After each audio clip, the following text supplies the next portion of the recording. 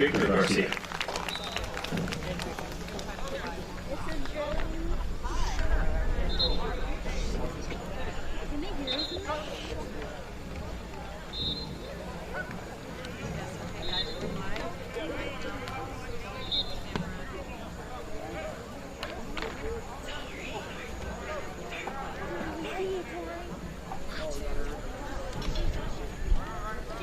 Donald Glasson. Donald plays the baritone and is the section leader. He is escorted by his mother, Ruth Glasson.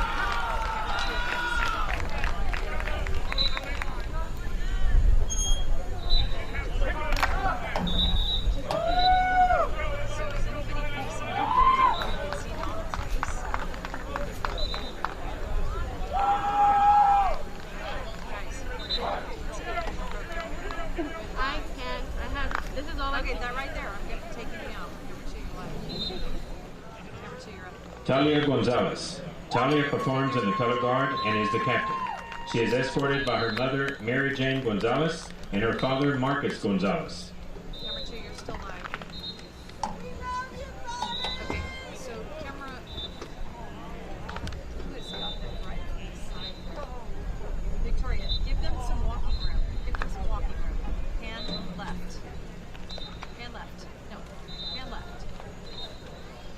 Are you unlocked? Michael Garcia. Michael plays tenor. He is also the band secretary. Michael is escorted by his mom, Jennifer Santos, and his stepmom, Annie Santos. Number 2, you're live. Number 2. Just let him walk into the shot. It's fine.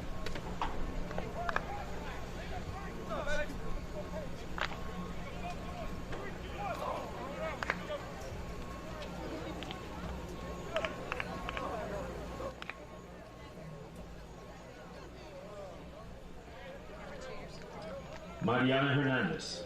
Mariana plays alto saxophone. She is also the drum major. Mariana is escorted by her mother, Marciela Hernandez. Is there an outlet right there? Camera 2, you're still up. Please hold your shot. Thank you. All right, plug it into that bad boy. That's all. Well, so there's an outlet. I didn't see that outlet on the time. Okay, Victoria, you're live. Savannah Langweir. Savannah plays the alto saxophone. She is escorted by her father, Craig Langweir.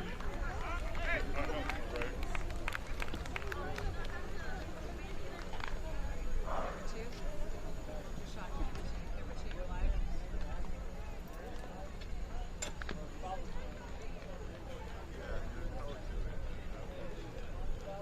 Camera 2, you're live. I need a better shot than that, please.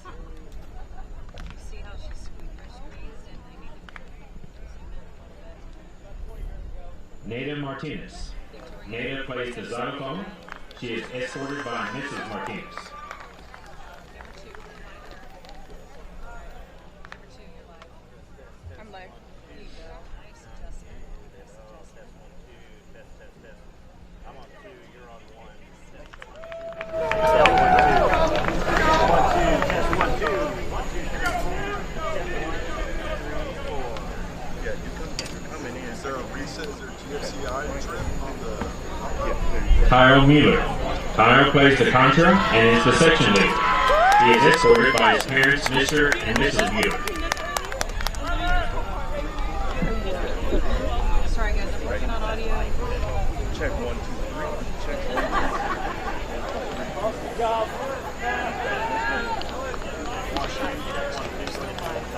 3. Check 1, 2, 3.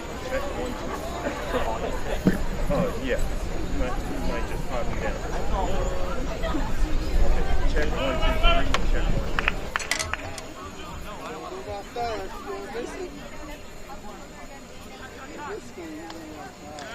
2. Yanel Nieto.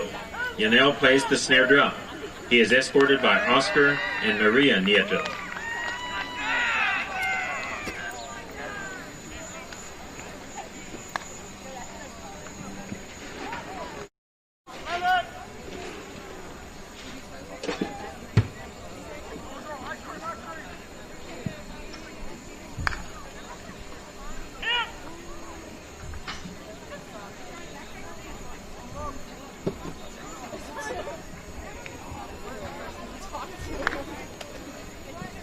Emily Oliver.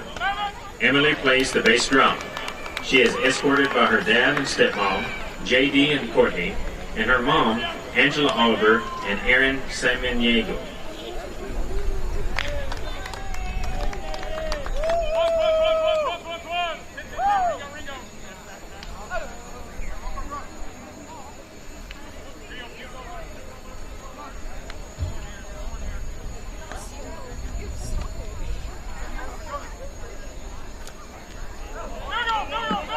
Jasmine Ortega. Jasmine performs in color guard. She is escorted by mom Jennifer Closer, stepdad Chris Closer, and grandma Anna Ortega.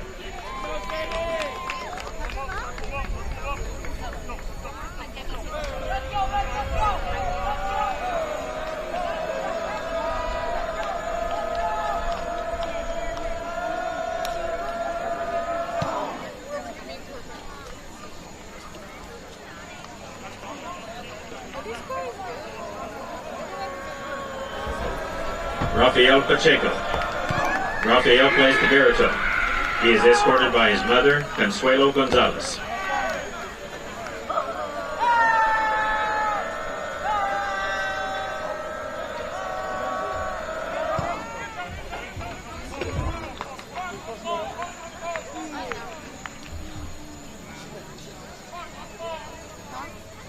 Are you alive? Yeah. Yeah.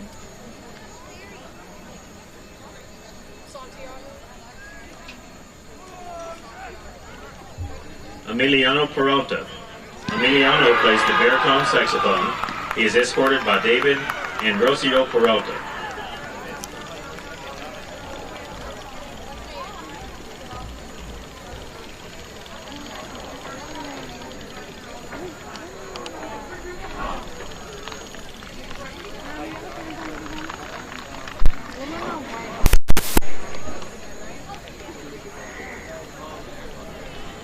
Emma Polomsky.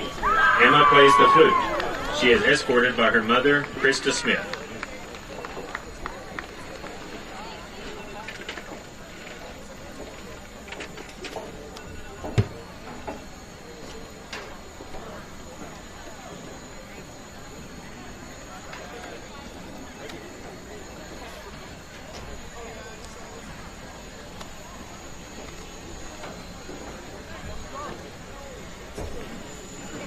Damian Ramos.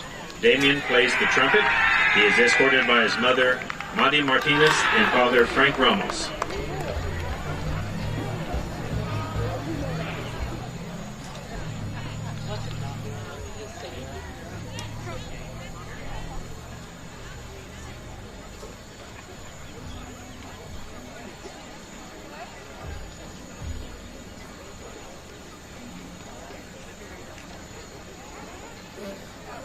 Last is Mark Fender. This year, Mr. Fender is in his 30th year as a Lytle ISD employee, his 20th as the Director of Bands at Lytle ISD, is escorted by his wife, Dr. Robin Fender, in her 25th year as an educator at Lytle ISD. Between the two of them, that is 55 years in the Lytle ISD family.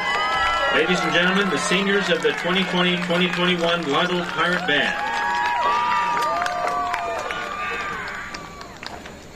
And now our cheerleaders for this year. Qatar Whitfield, freshman, escorted by Jamie and Patrick Whitfield.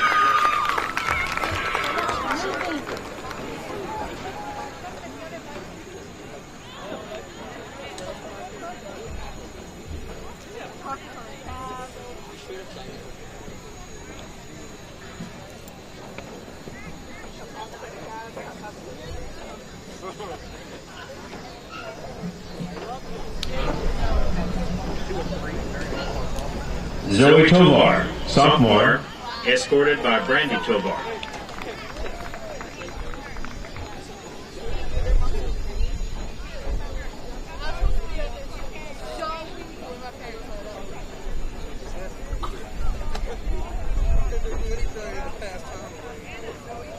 Are you still alive? Yeah. Kaylee Diaz, sophomore, escorted by Eric Diaz and Mandy Duran.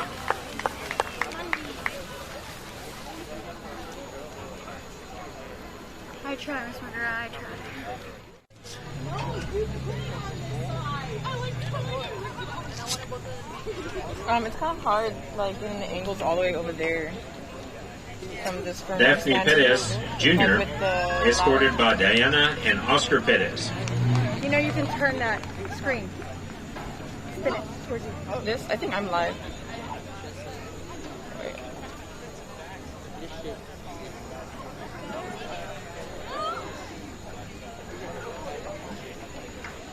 What camera's live? Diamond Smith Jr., escorted by Betty Walker and Rita Wilson.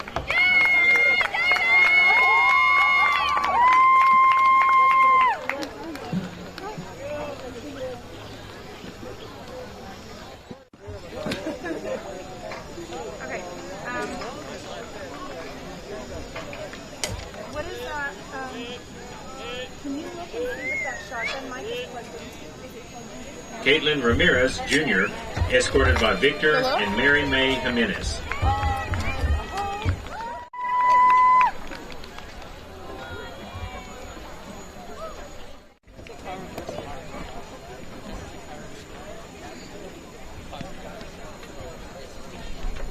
When she switches cameras, unplug and plug that back in. Okay. Chelsea Gonzalez Jr., escorted by Cruz Gonzalez.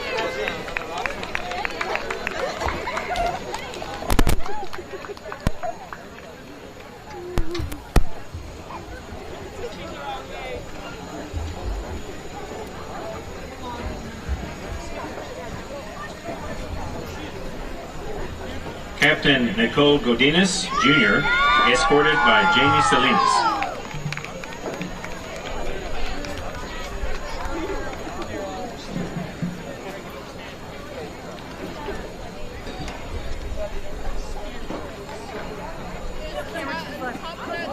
Co-captain Isis Cortez Sr., escorted by Manuel and Sharon Cortez.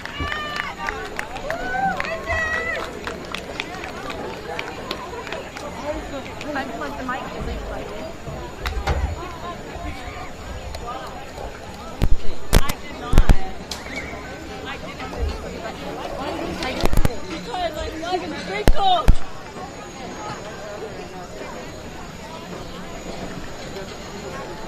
Okay, a last minute correction. That name was Michael Gracia and not Garcia.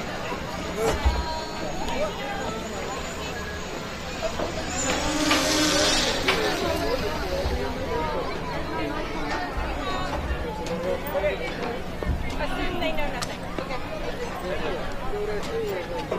We're still live.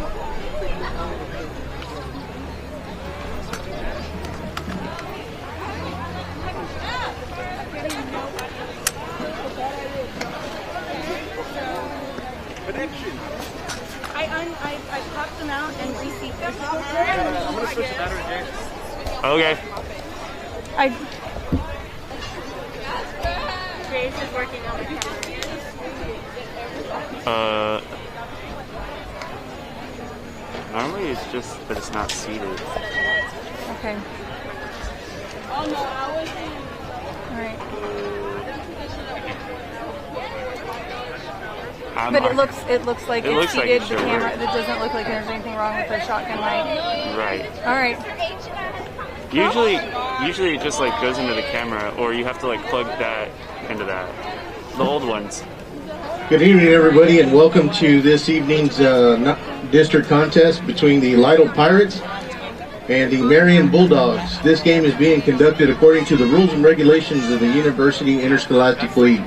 This facility is also following COVID-19 risk mitigation guidelines as recommended by the UIL and state authorities. We ask that you as a spectator help slow the spread of COVID-19 by wearing a face covering at all times unless consuming food or drink, maintaining at least 6 feet of distancing at times from others, groups, and individuals outside of your household. Washing or sanitizing your hands often and avoid touching your eyes, nose, and mouth with unwashed hands. We also ask that you consider the time and effort each of these teams, coaches, and athletes have put forth. Regardless of tonight's outcome, all the players have proven their willingness to work and sacrifice in order to achieve athletic excellence. cheer these young athletes, applaud them, but do not, through any of your action, cause them to doubt the value of athletics. By your conduct, allow these young people to feel pride in their community and school. While your sportsmanlike actions may play only a small part in the outcome of this game, it will play a greater role in continuing to encourage competitive athletics. We also ask that you show appreciation for the students who will be taking part indirectly in tonight's game, such as the cheerleaders, the bands, the pep squad, and the students who have supported their teams home and away. These young people play an integral part in their team's success. The officials for tonight's games have been mutually agreed upon by school officials for both schools. Their role is not unlike those of players, coaches, teachers, and school administrators. Without them, this game would not be possible. Their knowledge and application of the rules are a result of annual testing, years of study, and continual participation in clinics that further refine their understanding of the game. We ask that you, as students, parents, and citizens, to demonstrate the kind of respect for these officials you would extend to any dedicated person in a position of responsibility. This means that you, as a fan, should not criticize players on either team, should not boo the officials, should not have alcoholic beverage on public school grounds since it is a violation of the state law. You should be courteous to the visiting fans, should cheer for your team, and should show respect for injured players on both teams. Thank you and enjoy tonight's ball game.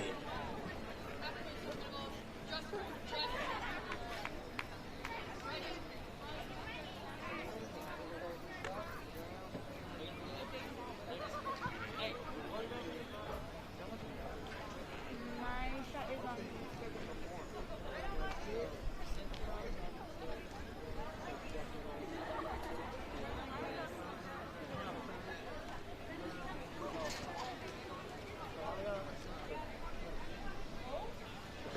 Tonight's roster for the visiting Bulldogs from Marion.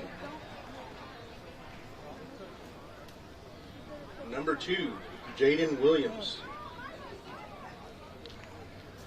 Number 3, Bryce Gagne. Number 4, Dominic Castellanos.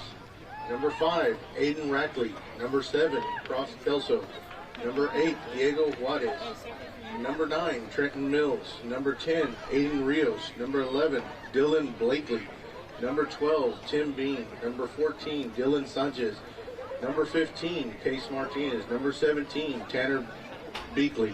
Number 19, Samuel Montoya. Number 20, Cameron Bauman. Number 21, Jacob Smith. Number 22, Cameron Kistner. Number 30, Josiah LeBron.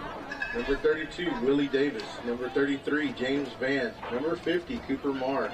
Number 52, Brady Reeser. Number 54, Owen Chauvingale. Number 55, Brindley Herbold. Number 56, Bryce Birdwell. Number 59, Donald Bigelow. Number 60, Alex Aguilar. Number 62, David Richardson. Number 64, Gordon Parakovich. Number 66, Michael Turan. Number 68, Diego Flores. Number 70, Sam Jones. Number 74, Ronnie Wishburn. Number 77, Bo Walters. Number 83, Ty Carr.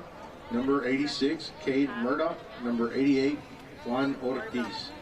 Football coaches tonight for Marion. There is going to be Athletic Director and Head Football Coach Ryan Miller. Cliff Miller, Assistant Coach, Offensive Line. Tim Tesh, Defensive Coordinator. Josh Thompson, Associate Head Coach. Kevin Smith, Running Backs. Rhett Bohannon, Inside Linebackers. Abel Alcantar, Wide Receiver. Leo Sykes, Defensive Line. Jesus Galvan, Defensive Backs. Tony Bennett, Outside Linebackers. Kerry Crouch, Assistant Defensive Line. Austin Kerr, Assistant Defensive Back. Matt Reed, Offensive Line. Superintendent for Marion, Kelly Lindholm.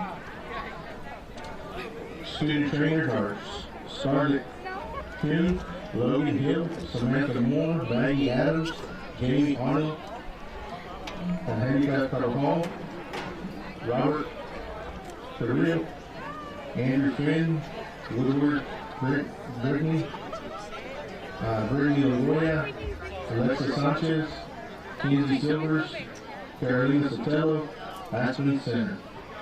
Spencer. Team Doctor, David Starch. Spirit Director, Joanna Randolph. And Miss Chelsea Crane for dance. And your roster for your 2020 Lytle Pirates. Number 1, Carson Aldridge. Number 2, Colin Aldridge. Number 3, Lois Luis. Number 4, Mark Cantu. Have it on those stands. Number 5, Logan Wilson. Number 6, Darren Martinez. Number 7, Malachi Castro. Number 8, Devin Caldera. Number 9, Zachary Placido. Number 10, Hudson Mass. Number 11, Rylan Wagner. Number 12, Brandon Atkins. Number 14, Albert Aguilar. Number 15, Jason Monreal. Number 20, Vincent Casanova. Number 22, Daniel Aguirre. Number 23, Cord Halton. Number 25, Jason Vega. Number 32, Quinn Simon. Number 33, Josh Del Toro. Number 44, Justin De Leon. Number 50, Payson Boyd. Number 52, Sebastian Flores. Number 55, Jonathan Cantu. Number 57, Santiago Garcia. Number 58, James Black. Number 60, Diego Garcia Hernandez. Number 66, Cody Villarreal. Number 68, Brennan Severe. Number 70, Ivan Reina. And number 75, the senior, Robertson Harold. Tonight's head coach for tonight is Mr. Robert McConaughey, Coach McConaughey. Offensive coordinator, Michael Goldman. Defensive coordinator, Brian Lippert. Special teams coordinator, Brian Clark. The assistant coaches for the Lytle Pirates are Arthur Edler, Arnold Martinez, Rick Richmond, Frank Scotello, Tyler Wathall.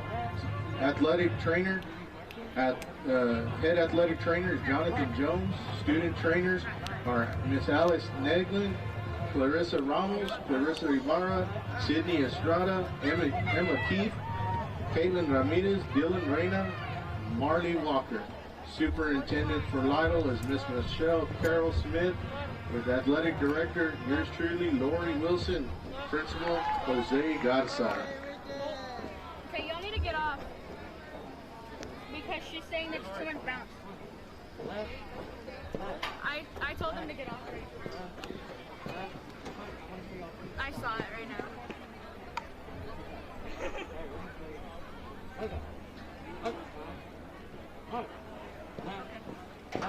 No, Brianna, don't sit on it. Sit on the track. Don't sit on here because my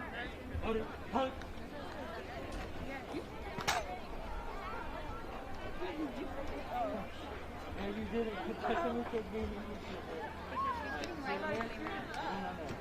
Okay.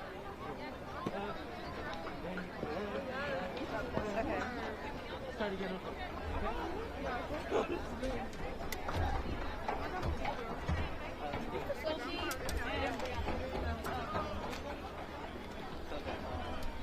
Okay, wait.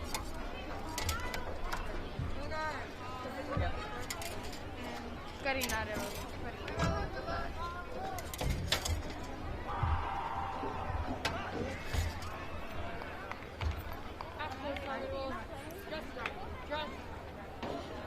Has anybody else seen him? ready, front. Dante, you're not playing? Harry, colors. Why not? What happened? You okay? Mark. Beautiful evening for football tonight here at Walter H. Joyce Stadium. Sun's going down out there towards the southwest. 77 degrees and a great evening for some Lytle Pirate football. I'd like to take a moment to thank all the coaches, directors, teachers, school administrators, and staff for their dedication to our student athletes during this uncertain time. It is through their leadership that the game was made possible. Show your respect for them and the student athletes by following all recommended COVID-19 guidelines.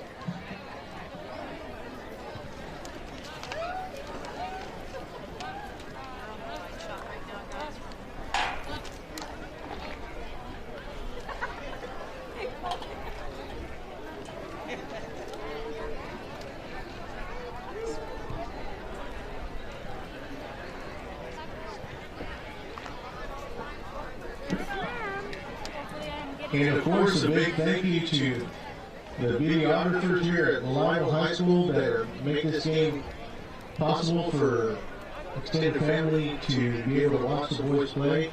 So a big thank you to the videographers, Victoria Palencia, Roshi Ferreira,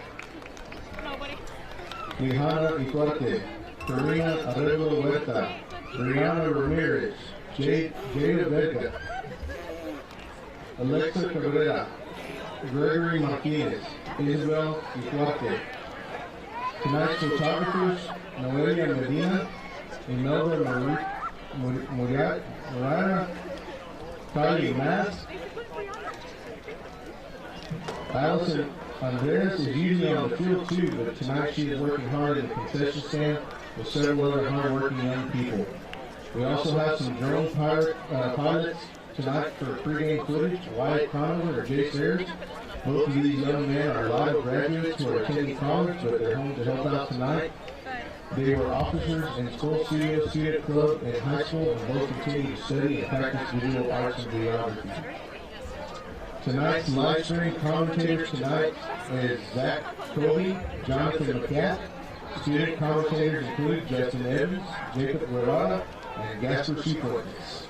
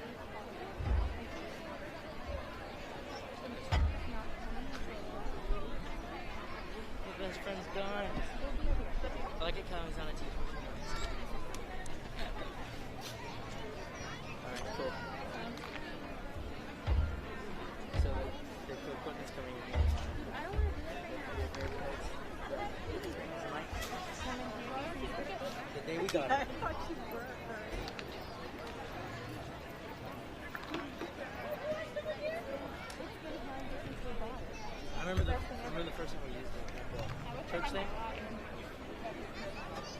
It is, right? You saw I feel like it's alright.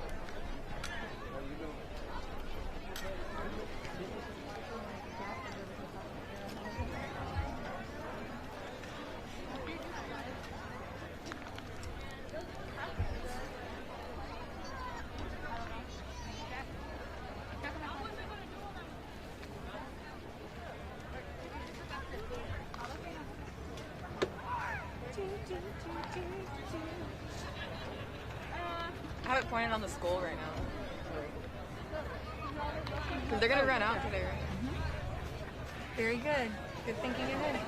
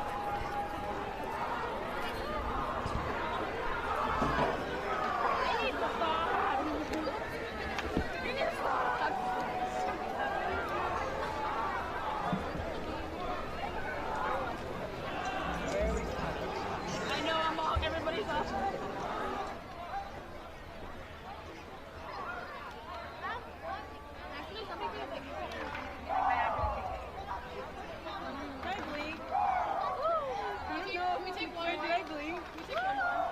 My glasses are Lots of energy over there on the north side of the end zone. We'd like to take a minute to honor the 2020 the Lytle High School varsity cheerleaders.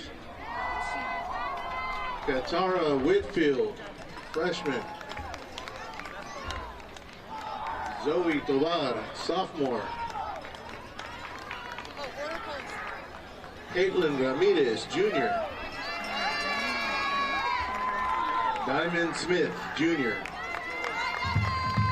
Daphne Perez, junior.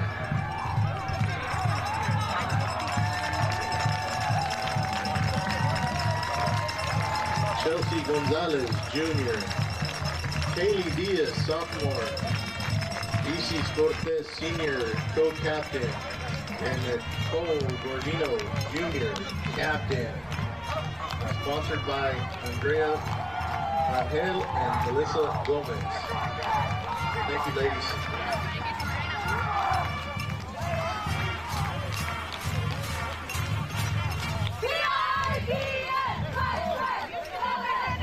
It's okay. Are you ready? Are you ready?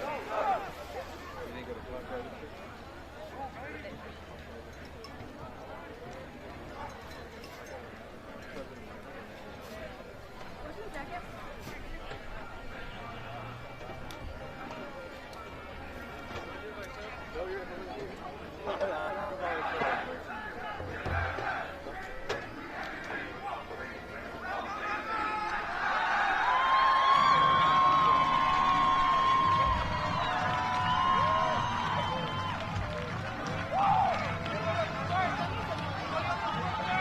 Ladies and gentlemen, please stand and remove all head covers and render the appropriate courtesies for the presentation of colors from the Somerset JROTC Lytle Color Guard. The Bulldog Color Guard is commanded by Cadet Sergeant Chessa Hartley.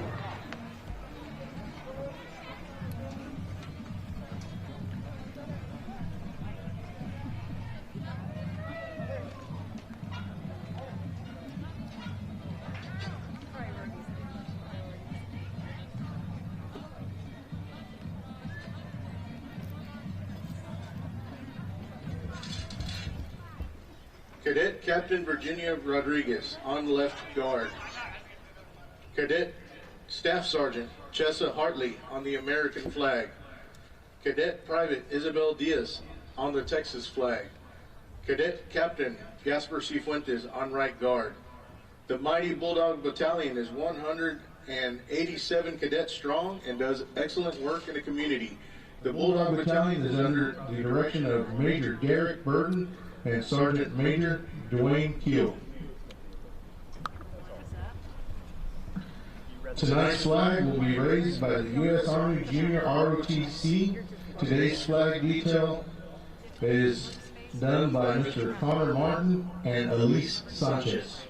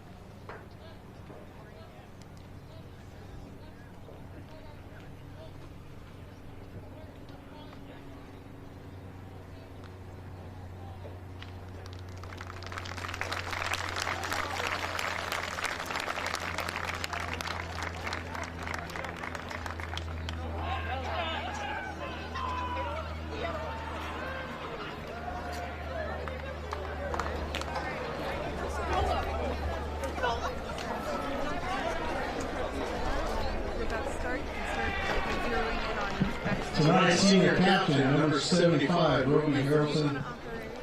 Roby Harrell, number 66, Cody Brown, number 20, Vincent Casanova, led out in the field by Riley Wagner.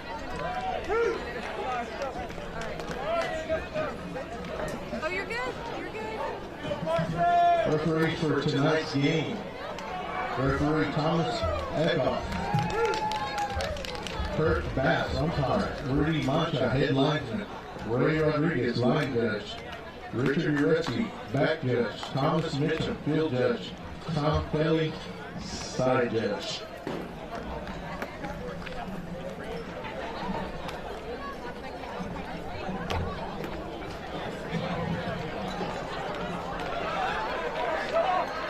Looks like Marion had one of the tops selected to receive. And your Pirates are going to be starting off on defense.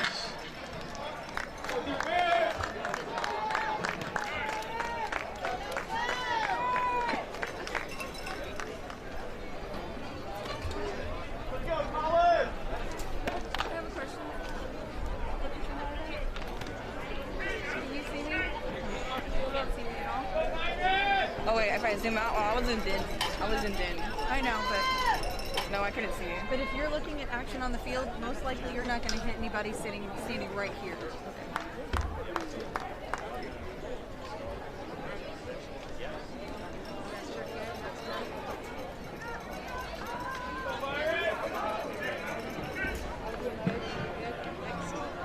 Kicking off for the Pirates, number 25, Jason Vega.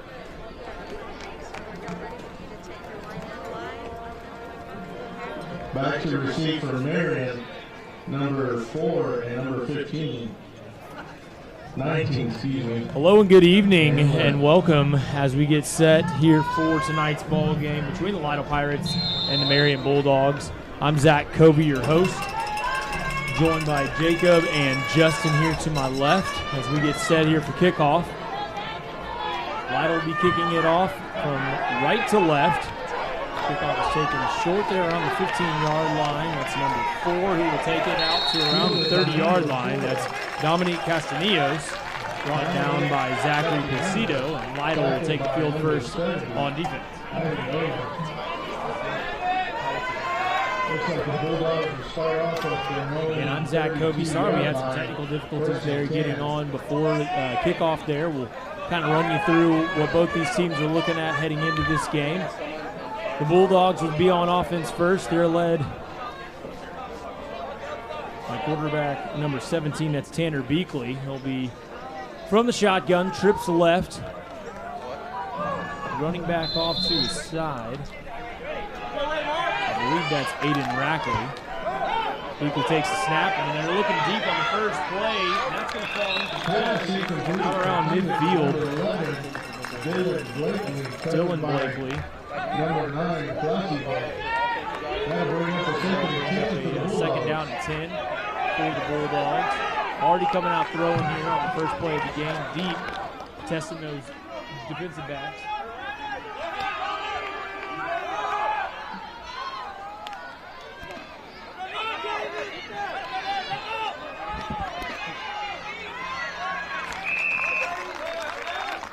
Good initial surge by the defensive line there.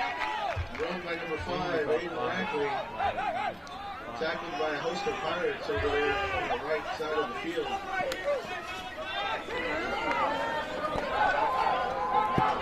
That'll bring up about 3rd and 7. Third down and 7 after a pickup of 3 there by the Bulldogs. Lytle trying to get off the field here early. Trips to the right, single receiver to the far side. Beakley will look that way. It's caught, but it's going to be a gang tackle there by the Pirates out around the 36-yard line. He's going to be short. That's going to bring up 3rd down. On the catch over there, look like Bryce Gagne. Junior receiver, and that'll bring up a 4th down in the punt team for the Bulldogs here. You know the Lytle coaching staff's happy after getting off the field early on defense.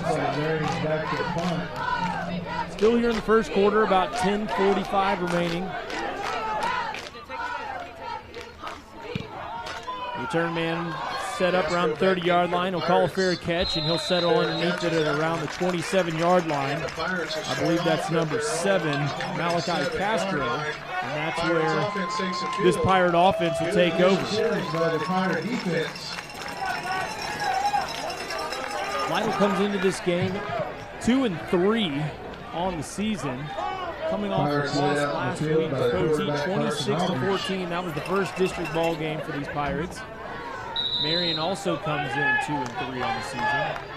Second game for district play for both of these teams.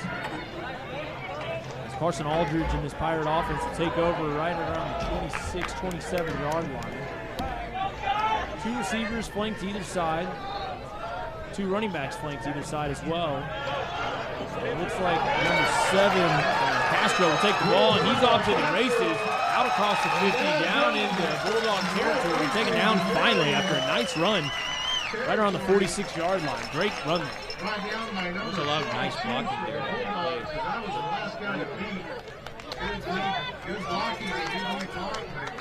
Castro did a great job there. He met the line early. He had a lot of defenders right there in his face. Did a nice little spin move, though, to kind of alleviate some of those tacklers.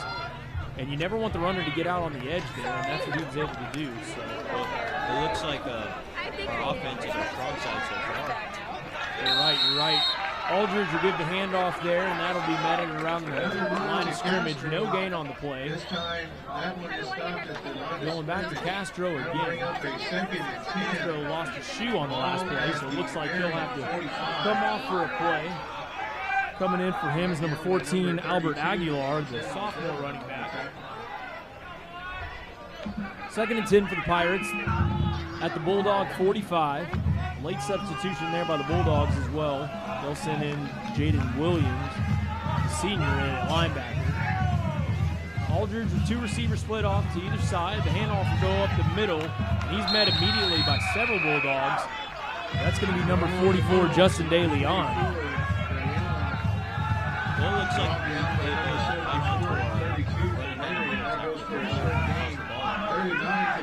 yeah, not a whole lot of blocking going on there, or just some great defensive pursuit there, right up the middle by these Bulldogs, and they'll set up a 3rd down and long for the Pirates.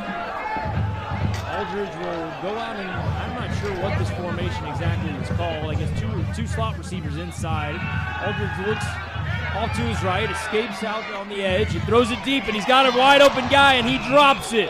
Unfortunately, Malachi Castro unable to hold on to that one, and that had 6 written all over it there, folks. Yeah, it looks like we're getting down on our trying to see through our line of scrimmage. Yeah, it did look like the outside backer there, number 2, that's Bryce Gonier, was able to get in, or maybe that was Jaden Williams, excuse me, Jaden Williams able to get in some pursuit, but Aldridge had a nice move there to get around the edge. He found Castro. Castro just couldn't hang on. That's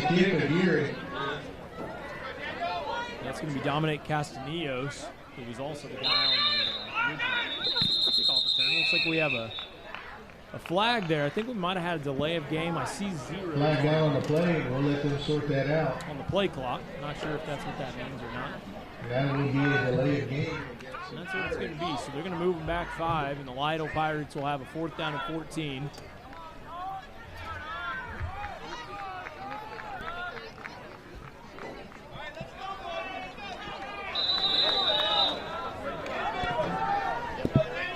So Daniel Aguirre out to punt it away here. 4th down and 14. He's got his toes there on the 39-yard line. Just able to get that off. The Marion Bulldogs had a nice return there. And it bounces off the Marion Bulldogs return man's head. That's Castanillos, but they're able to get back onto it. It just bounced right off of his face mask there. And Marion got away with it. I'm not sure if he just didn't see the ball or if it came in quicker than he thought, but that one wasn't really close. Yes, for Lytle, you're right. Aguirre with a nice kick, though. That one landed inside right at the 15-yard line, so that's where Beakley will take over. Sends us running back out into motion, but he's going to take it off the right-hand side. off the right tackle, and looks like it might be enough for a first down to around the 25-yard line. Very nice run there by Beakley. Looked like it was a planned run there. Didn't even really look, just kind of set the running back in motion. As we approach 8 minutes here left in the first quarter, Marion, it looked like Beakley was just a yard short, so we're going to call it 2nd down and 1 here. 2 receivers split out to either side. And it looks like there's a little confusion there. A few guys run into each other, and Beakley's going to find a way to get it out to Castaneos. Castaneos runs out to the right-hand side, and he's still on his feet, down and around the 31, 32-yard line before he finally stepped out. It's going to be a Bulldog first down. First down, Marion. It's kind of a nice play there. It looked like there was some confusion. They had a couple guys in motion.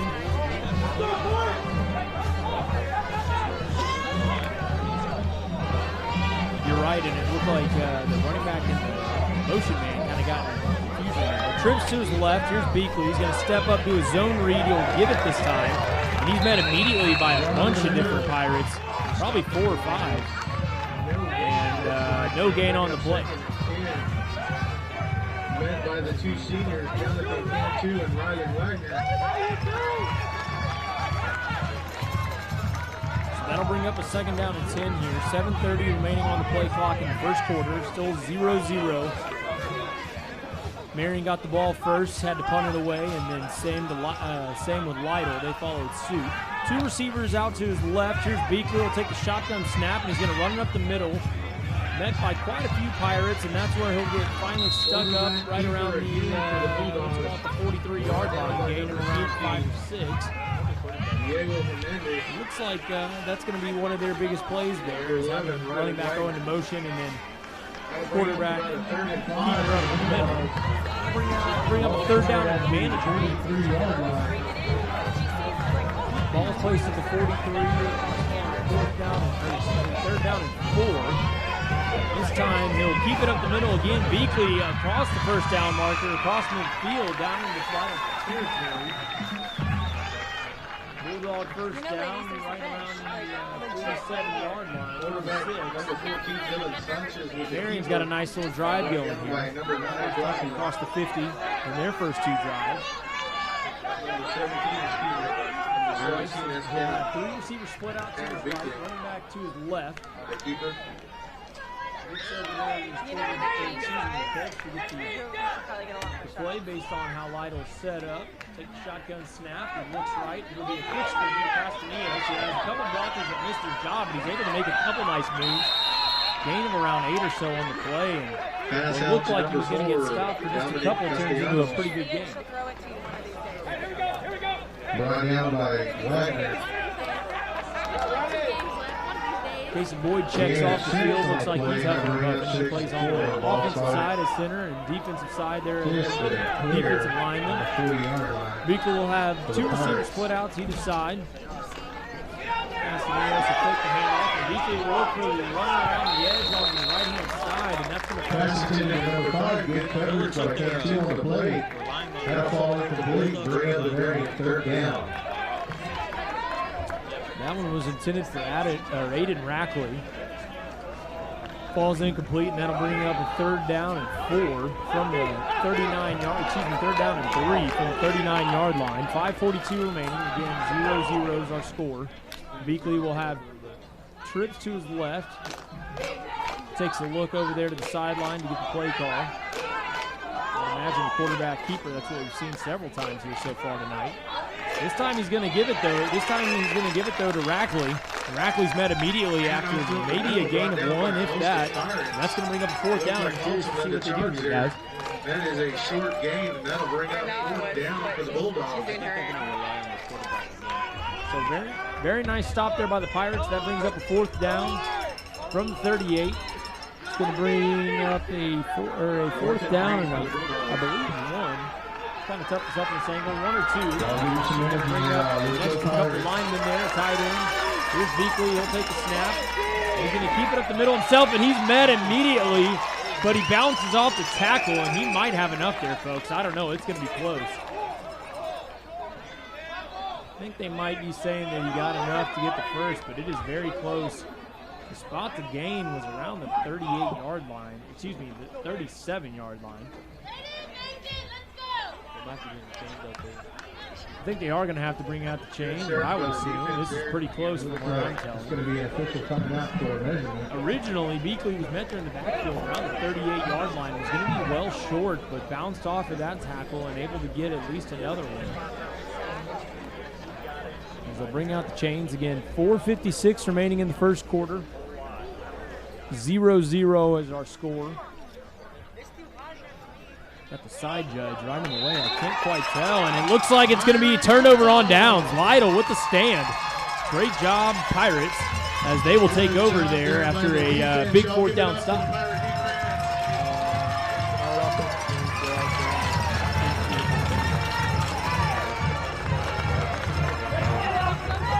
Very nice there as Marion had third down, and I think it was 4, and unable to get it in 2 plays. Great stop there by the Pirates. That's exactly what the doctor ordered. So they'll take over going right to left from their own 37-yard line. First and 10. Aldridge back there in the shotgun. 2 receivers split out far. 2 receivers to the near side. Looks like he has DeLeon in the backfield, split out to his left-hand side. And it's going to be a quarterback keeper around the left-hand side and unable to get around those blockers. Able to pick up a couple, though. Looked like it was going to be no gain. Quarterback keeper by Aldridge. That'll go for a good gain there. Bring up about a 2nd and 6. Looks like there's going to be 4:30 left on the play clock, or excuse me, on the game clock here in the first quarter. Lytle Pirates driving here. Aldridge with the first down carry of around 4. Ball placed on the left hash at the 41-yard line. Same formation as previously. 2 receivers split out far, 2 near, and DeLeon in the backfield. This time he'll give it to DeLeon up the middle, and DeLeon is a load, and he can take on a couple of big tackles there. Justin DeLeon on the carry, brought down by number 32. Nice powerful run there by DeLeon, as he'll check out now. And that brings it to a very manageable. But exactly, it brings up a nice 3rd down and 2, something more manageable than a 3rd down, 7 or 8. Right on the 45-yard line. 3rd down and 2 here for the Lytle Pirates. Ball placed on the left side. 45-yard line. A nice little drive starting here. 2 receivers to either side. Excuse me, 2 receivers either side and 2 running backs. Here's Castro. Castro looks like he's going to be met short. Only able to get it out to around the 45.5-yard line. And off to Castro. And he's met at the line of scrimmage. Not very up. 4th down for the Pirates. That's what it seems like so far. As at the beginning of the game, he tossed the ball to him a couple of times, and now he's running it up the middle. You're right. Let's see what we can do. So here's Aldridge with the run around the right-hand side. He's able to get around the outside tackler, and just enough for the first down. It looked like the initial guy who was back there in the backfield, I believe was number 2. That's Jaden Williams, and he was unable to make the play. First down. Pirates have a first down.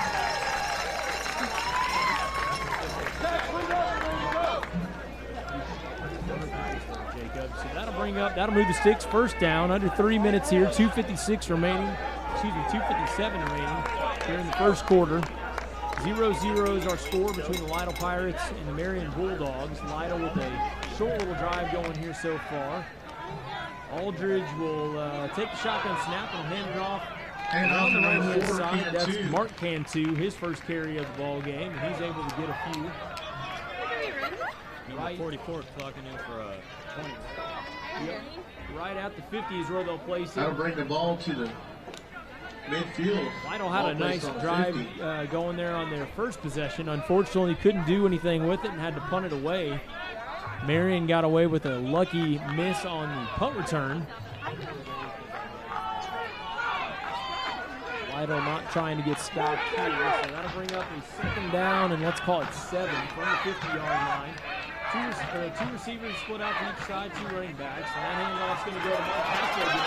There's a couple of tacklers, and it's finally brought down around the 43-yard line. That was a great run there by Mark Cantu. He had a couple of guys right in his face and was able to evade. Right there, Cantu, good piece of running, and that'll move the change for another. That'll move the sticks again. The clock's still running. We're down at inside 2 minutes now here in the first quarter. Still 0-0. Lytle trying to get something going here. You're right, exactly. Custodian will come in for Darren Martinez at the receiver spot.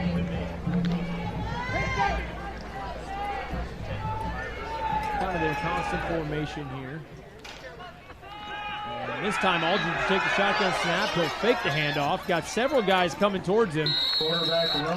Nearly runs out of bounds, and he's able to pick up maybe just a short gain of 2 or so. In on the tackle is number 19, Samuel Montoya, the senior Bulldog linebacker. Left in the first quarter.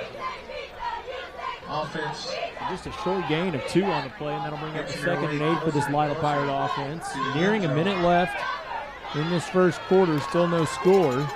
Both offenses not moving the ball down too quickly, very methodically.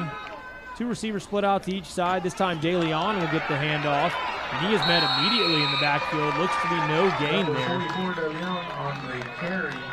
Yeah, great tackle there by number 50. I believe that's Alex Aguilar. 50. Did a great job there. Looks like we're going to have to go for no gain. Running up a 3rd. Haven't seen hardly any passes at all from Aldridge, so we hardly have seen a pass. Yeah, I guess we have seen a couple, but very dedicated to get this ground game going. 3 receivers to the right-hand side. Aldridge will take the shotgun snap. This will probably be the last play of the first quarter. Able to get outside there. The far right defender is going to go deep, and that is going to fall incomplete. That's Zachary Placido, who's unable to get that. It was a little underthrown, and Placido looks a little late. That's going to be roughly a passer on there. I guess that's going to be, it does look to me, looks like Aldridge is going to be okay. Kind of pulled back to the huddle there. That was number 2. Called his name a couple times. It's Jaden Williams. Jaden Williams unable to make the play, and I think he was late. But that's going to result in a first down here for the Pirates. A big penalty for the Bulldogs to give up there on a 3rd down and long, guys. Move the ball back down to the Bulldogs. Exactly right. So that'll put the ball down at around the 25-yard line. 12 seconds here remaining. The penalty stopped the clock. So this will probably be our last play of the first quarter. Lytle at the 25-yard line, still 0-0. Aldridge has DeLeon to his left. He's going to look left, throw left, and it's intercepted by number 19. That's Samuel Montoya, and he's able to take it to around the 35-yard line. Aldridge never took his eyes off of him, and that's an interception. He didn't pass much, and that's going to be an interception. Yeah, that wasn't a, Montoya able to read the quarterback's eyes there. I mean, I think everyone in the stands knew, unfortunately, that he was throwing to his left. Take it to around the 35-yard line. Aldridge never took his eyes off of him, and that's an interception. he didn't pass much, and that's going to be an interception. Yeah. 6 seconds here remaining in the first quarter. Here's Beakley in the backfield. Running backs off to his right. He's going to keep it, fake the handoff and keep it, and he's met immediately. A big loss on the play. In there quickly is number 22. That's Daniel Geary, and that's going to end the first quarter on a high note for these Pirates. We'll be right back here, folks, as we get set for the second quarter. 0-0 is our score. Lytle and Marion head-to-head here. We'll be back here in just a moment.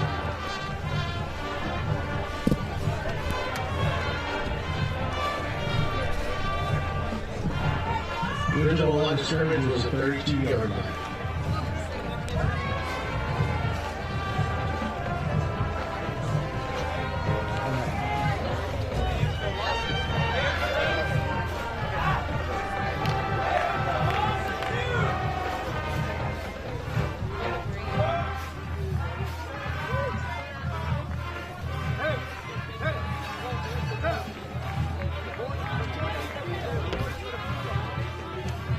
Really quick, I'd like to thank janitors tonight for cleaning the guardrails and helping us stop the spread of COVID-19, so a big applause for them. And we're back here, folks. Again, Zach Covey joined by Jacob and Justin up here in the press box. Starting second quarter, 0-0 is our score. Lytle taking on the Marion Bulldogs. Both teams coming to this matchup 2-3. Second game of district play for both of these teams, District 14 play.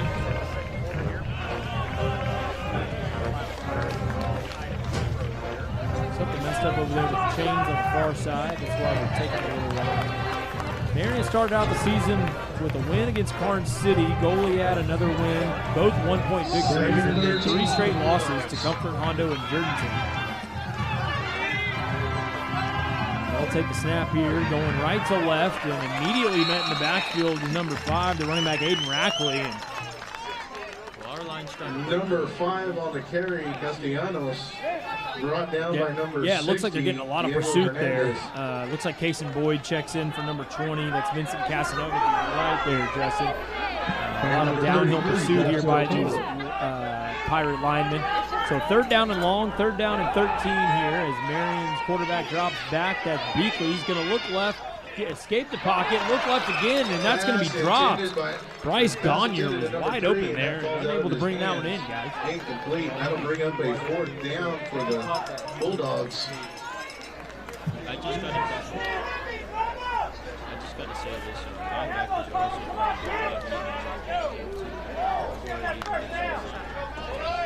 Yep. Beakley able to avoid some of the immediate pressure there, and that's what drew out the play. Defenders, of course, can only guard the guys for so long. Marion will punt the ball here away. That's going to go to Castro. Castro will elect to let it bounce, and that's going to take a nice Marion bounce into around the 25-yard line. And that's where the Pirates will take over here. Guys, we've seen several good drives so far, but all of them have been halted thus far. Lytle's probably had the best drives, but neither team able to punch it into the end zone so far. And would you guys credit that to the defense or just a lack of offensive execution?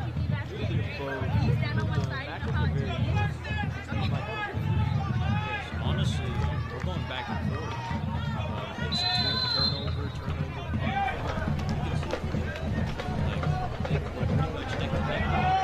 So Aldridge and the Pirates will take the field here from their own 24-yard line. 11:16 remaining here in the first quarter. Still 0-0.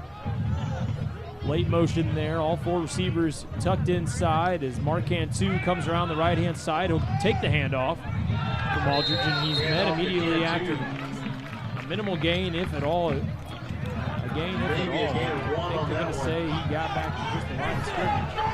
Bring up a second down and 10. Pretty large defense there by the Marion Bulldogs, and that might be why Lytle's electing to not pass the ball as often. They have quite a bit of height over there, as we could see several guys that look to be close to, if not right at, 6 foot. We have a lot of tall guys in the backfield in the defensive side. You're right. So 3 receivers split out to each side. Cantu goes on a late motion there. That ball is going to be handed off to De Leon, and De Leon able to pick up about 4. He's met by several. And that'll bring up a third down. 7. It'll be interesting. Lytle gets put in these scenarios where it is third down and more sizable than just a third down or 2 or 3, let's say. Whether they'll elect to throw the ball or whether they'll stay attached to that run game. You'd think they would have to pass in a situation like this. I think they'll pass it. 2 receivers split out far, 2 to the near side. De Leon in the backfield. And this time it is going to be a handoff to Castro. He's going to be taken down there. Nice tackle. That's going to be number 32, Tim Bean. Short run here. He's going to bring up a 4th down. I would imagine we'll elect to see the punt team here as a number 32 on the play. And I question that call there by the coach. It was 3rd down and 7 or 8, and he elected to run it. Again, I'm not sure if he's fearful of this secondary of Marion. It could have a good reason as Aguirre gets back, set to punt it away. Back deep to return is Dominique Castaneos at around the 40-yard line. Beginning with a nice high punt. He'll catch it at the 40. He's going to return this one. He's able to get evaded several tackles, and he's going to take it all the way back down deep into Lytle territory around the 35-yard line. They'll have great football. Back into Lytle territory. It's going to be number 4, Dominique Castaneos. And with 9 minutes here remaining, the Bulldogs have their best field position all night. Several Pirates unable to make the tackle there. We did a pretty good job on the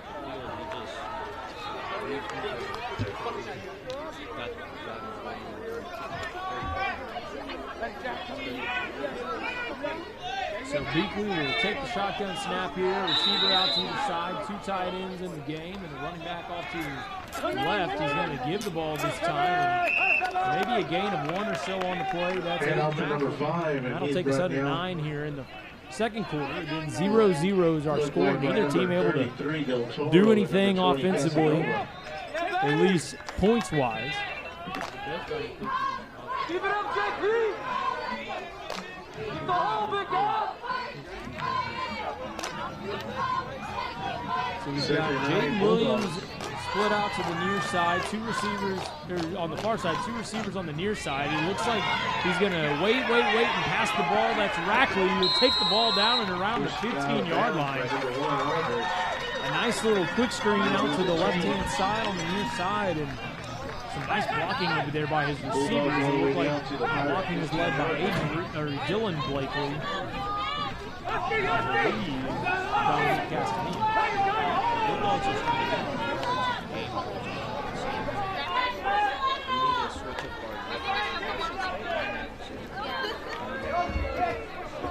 So first down on that play, and that'll make it 1st and 10 from the 15.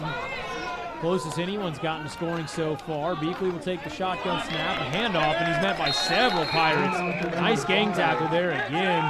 In on the tackle was number 33, Justin Del Toro. I believe he was the first one to get his name in there, and I think also number 55, Jonathan Cantu. Play, that'll bring up 2nd and 11. Trips to his right again. Beakley will look right, and he'll elect to throw it over there. A nice one-handed catch there by Castaneos, who's able to get back to around the original line of scrimmage. But excellent one-handed catch there. He was able to get that out to number 4. In on the tackle, I believe, is number 14, Albert Aguilar. That's going to bring up a 3rd down and long here for the Bulldogs. 3rd and around 10 or 11 again. No gain on the play. 2 receivers split out to either side. In the backfield with Beakley. 7:30 here in the first quarter. Takes the shotgun snap, looks right. And he's going to be sacked. No, he's going to be able to throw it away, and a receiver is in the area. Great heads-up play there by Beakley. He's able to throw the ball away, and there wasn't a receiver in the area to avoid the intentional grounding call. Grayson Casanova with the first round of play. this doesn't mention the defensive tackle. Bulldogs looking to go for it. You're right, so 3 receivers split out to the near side, 1 to your top side there. Beakley looks dead middle, and he's going to finally throw it away, and it's going to be tipped down and knocked down by number 23, Colton Haltom. And that had nowhere to go, and so on 4th down, the Lytle Pirates come up big again. That's 2 4th down stops here in the first half. You're right, both teams coming out very hot on the defensive side, and Marion able to get it down inside the 15-yard line, and that's about as far as they could go. Electing to go for it, though, on 4th down. That is kind of a longer field goal, around 32 yards, but they must not have a good enough field goal kicker to put that one through. So 7:08 here left in the second quarter. The Lytle Pirates with the ball. They'll be marching left to right. 0-0 is our score. Aldridge will come back out there for the 3rd possession here for the Pirates. Their typical normal Pirate, we call it the Pirate formation. 2 receivers near, 2 receivers far. To give to DeLeon, and DeLeon drags the defender there for a few yards. That'll bring us under 7 minutes here. And you're right there, Jacob. You made a nice point a couple of seconds ago. Both of these teams, defensive battle so far. Neither team really coming out with a ton of offense. Both teams coming out with a lot of defense. Number 54 by the Bulldogs.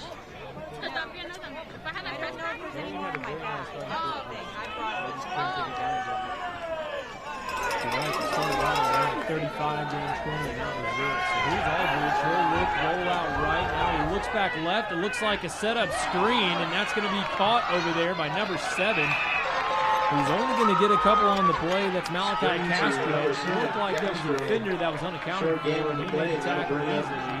Third down for the Pirate offense. Third by 5 or 6. Several yards, but unfortunately they didn't see that other defender, and he was able to be brought down pretty quick. Short gain on the play. I'm bringing up 35. We need to get more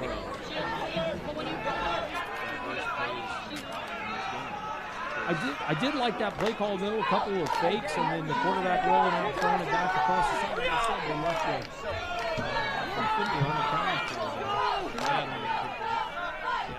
Trips left. Here's Aldridge. And he's going to give the late give, the delayed give up the middle, and I think he's going to have enough for a first down. Yes, he is. That's Vincent Casanova with a nice first down run on a big third down. He'll take it to around the 34-yard line. That'll go for a Pirate first down. Number 11, Lytle on the tackle. A little misdirection there, and Lytle comes up with a first down. 5:30 as the clock is ticking here in the second quarter. 0-0, still no score. Lytle moving left to right. They'll be set up from their own 33 in the Pirate formation. Here's a late delayed handoff to Jason Monreal. That's the first time we've called his name tonight. He's met in the backfield. Looks like a loss of one, maybe a gain. Or back to one. Number 15, Jason Monreal.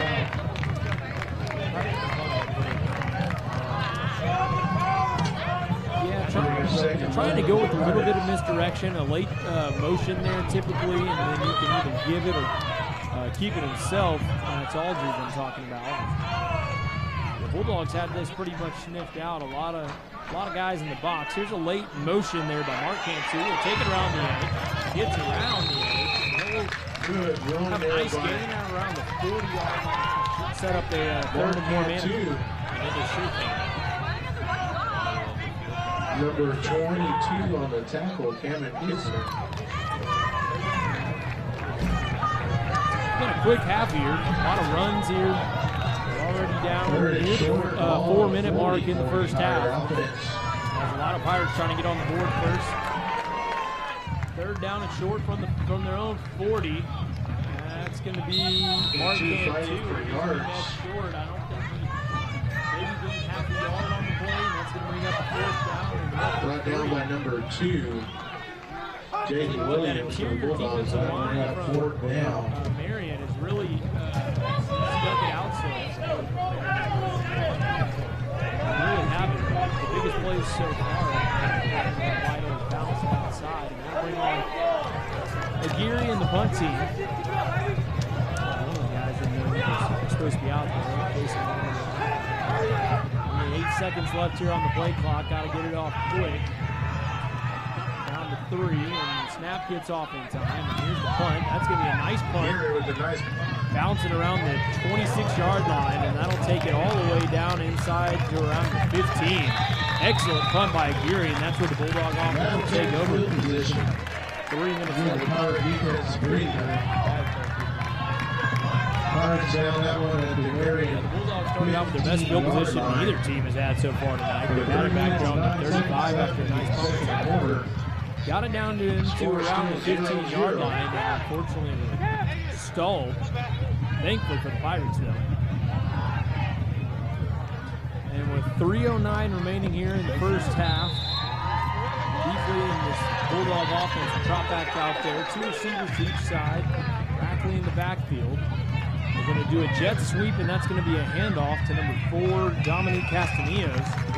Number 4 run down by able to get out to around number 60. 21-yard line, so a nice pickup on first down, but that's going to keep that clock going, and that's what both of these teams are kind of going against. Time. This against the clock. So they're staying the same formation, swings to either side. Second down and 4. Lytle will take the snap, looks left, and he's going to throw a little dig route there. Pass intended and broken up. Nice play. Dylan Blakely was the intended receiver. The near side corner though. Aceto, nice stop. That'll stop the clock with 2:31 here in the second quarter. Third down and short. Third down and 4.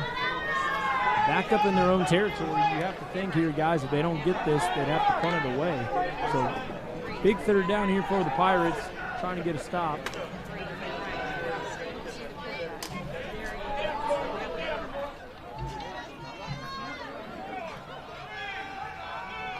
Beakley from the shotgun. He's going to look left on a dig route. On a slant route there, and that one is going to be caught. Dylan Blakely, first catch of the ball game for him.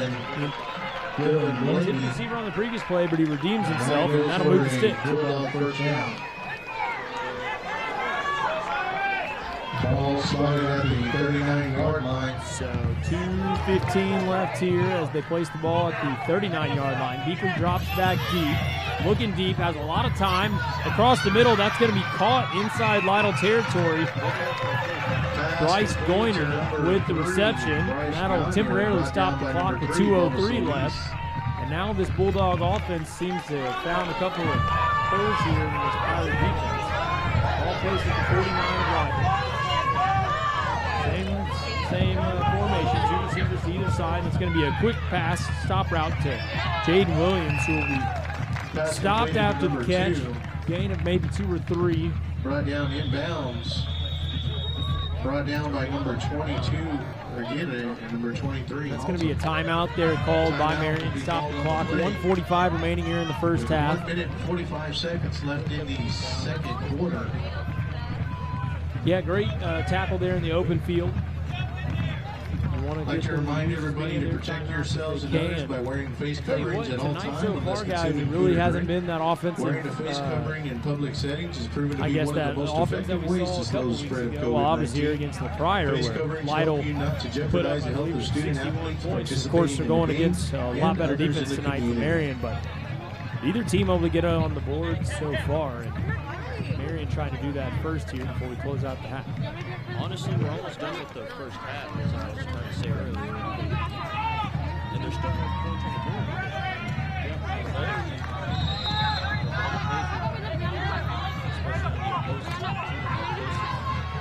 Here's Beakley, trips to his left. He's going to look left, has plenty of time. He's going to heave this one deep, and that's going to be just out of the reach of Dylan Blakely, the intended receiver. He had 6 there on the board had he have caught that. The Pirate defenders let him get behind him, and unfortunately that falls incomplete, and that's going to bring up third down and 8 here for the Bulldogs.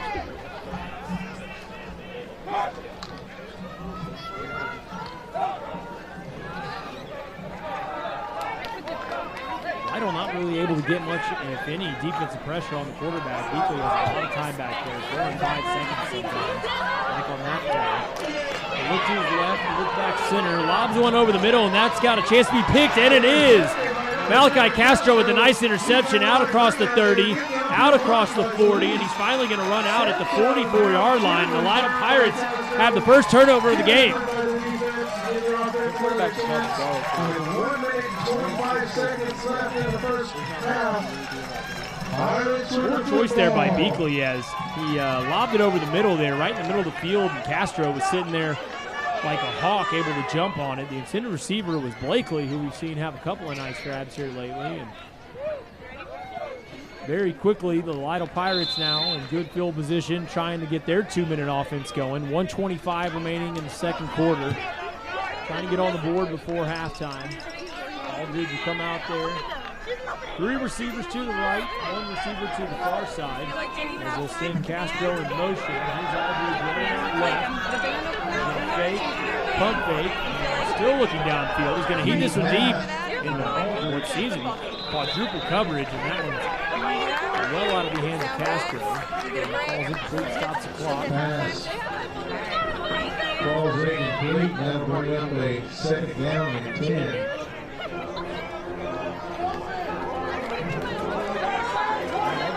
but he had his eyes downfield the whole time. I'm not sure if he was playing short receiver the whole time or not.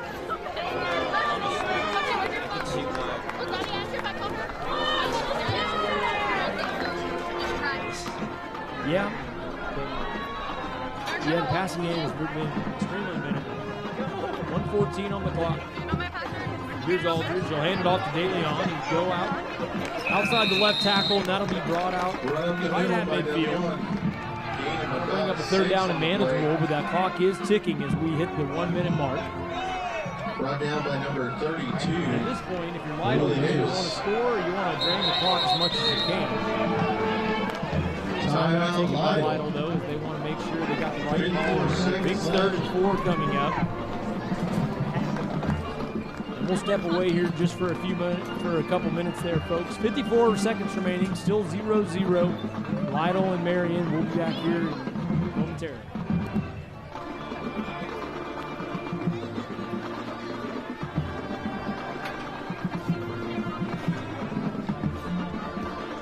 I'd like to remind everybody that athletics is not only the only area of competition sponsored by the University Interscholastic League.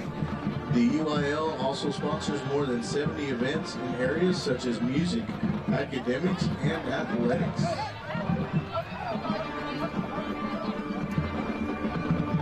Big 3rd down and 4 for the Pirate offense.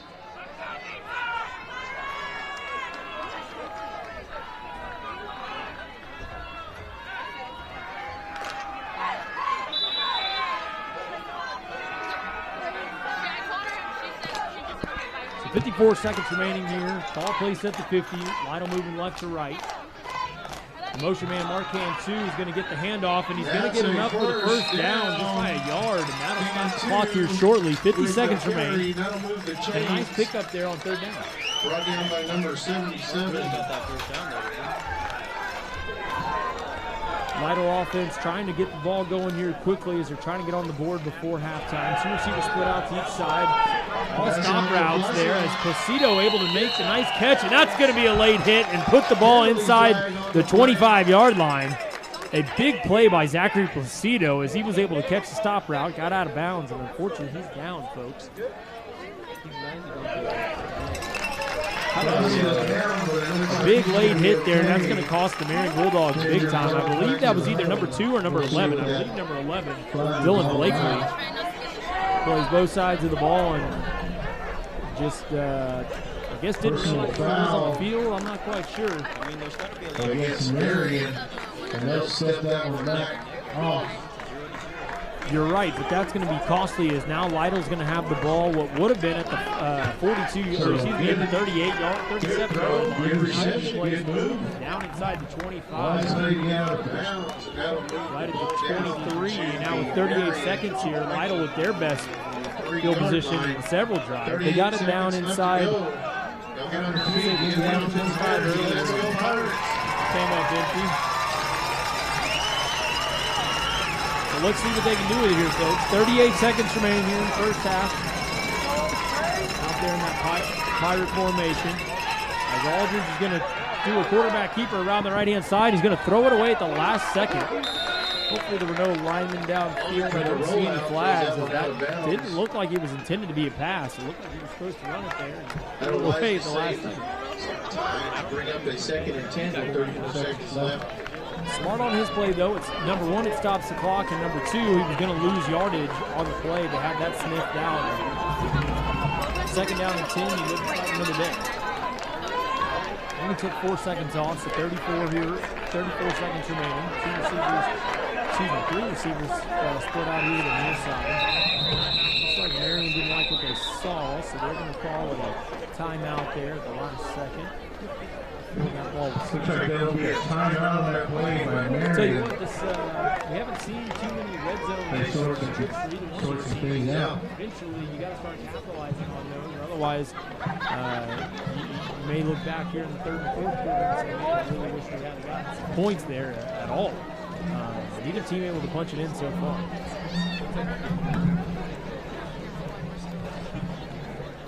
She does not have her headset. This is the best looking you should have. I mean, out of carrying the ball, we've got that strong game. And tossing the ball, you know, Marion's got that strong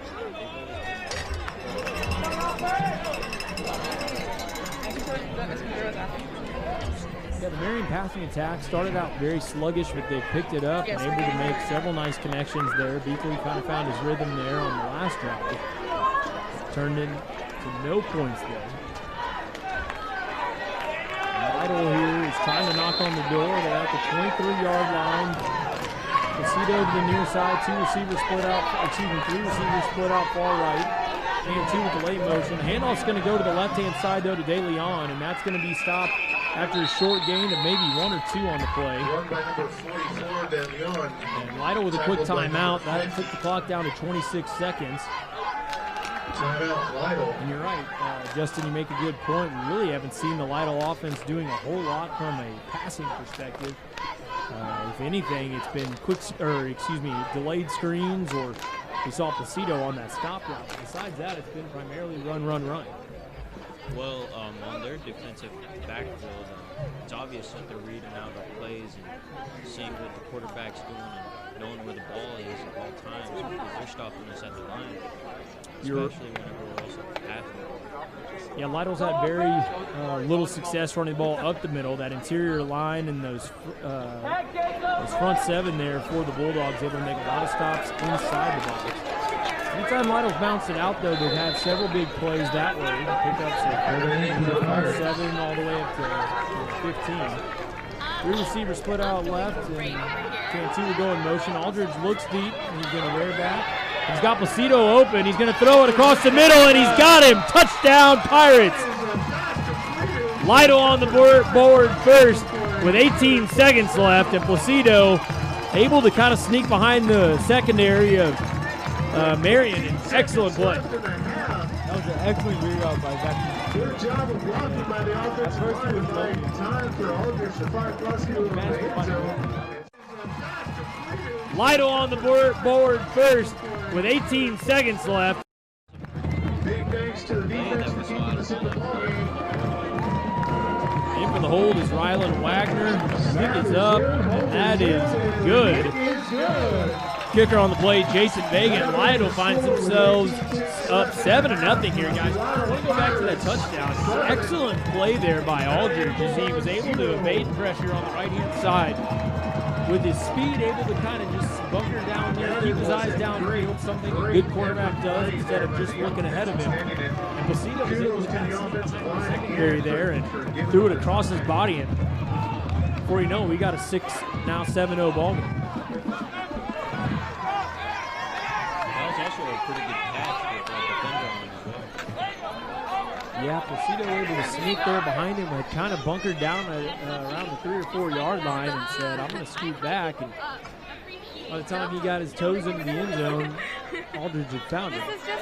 So 7-0, finally our first score of the ball game, only 18 seconds left here. You would imagine the Lytle Pirates would do, they might just try to kick it deep here. You don't want to give up a nice kick return, though, and give Marion a chance. Might squib kick it, we'll see. You're right. I don't really need that because That's a good point, they do. So Lytle able to finally capitalize on a big penalty there by Marion on what would have been third down and long. Kick for the Pirates. So here's Jason Vega with the kickoff. It'll kind of be a squib kick. Not sure if that was on purpose. Jaden Williams with the return. He's out to around the 30-yard line, 35-40. And he'll finally fall down around the 43-yard line. It did take some time off the clock. But nice return. Number 10, Hudson Mass. Penalty marker down the Typically, when you field. see one Let's see what that's all I would about. imagine it would be offsides on the kickoff team. We'll see what Marion elects to do. They had a nice return out to the 44. There is one on the far side. I didn't see that one there, Jacob. Good eye. Regardless, there's not going to be much time left. It is going to be offsides. So it's going to be offsetting penalties, and it looks like we're going to re-kick the ball. Looks like that's going to be That's actually bad news for penalties. Marion, as it was offsides on Lytle, but then holding on Marion. Offsetting penalties will re-kick it here. And that was just a waste of 7 seconds. That's going to be a They don't free kick put for the the time on. Pirates. Yeah, so we're going to re-kick it here. Jason Vega re-tees up the ball. Nice return there by Marion. They had a chance for maybe a couple of plays to try to make something happen. They haven't been able to find the zone or the scoreboard yet tonight. A quick first half. Haven't even been playing an hour, and we're already done with the first half.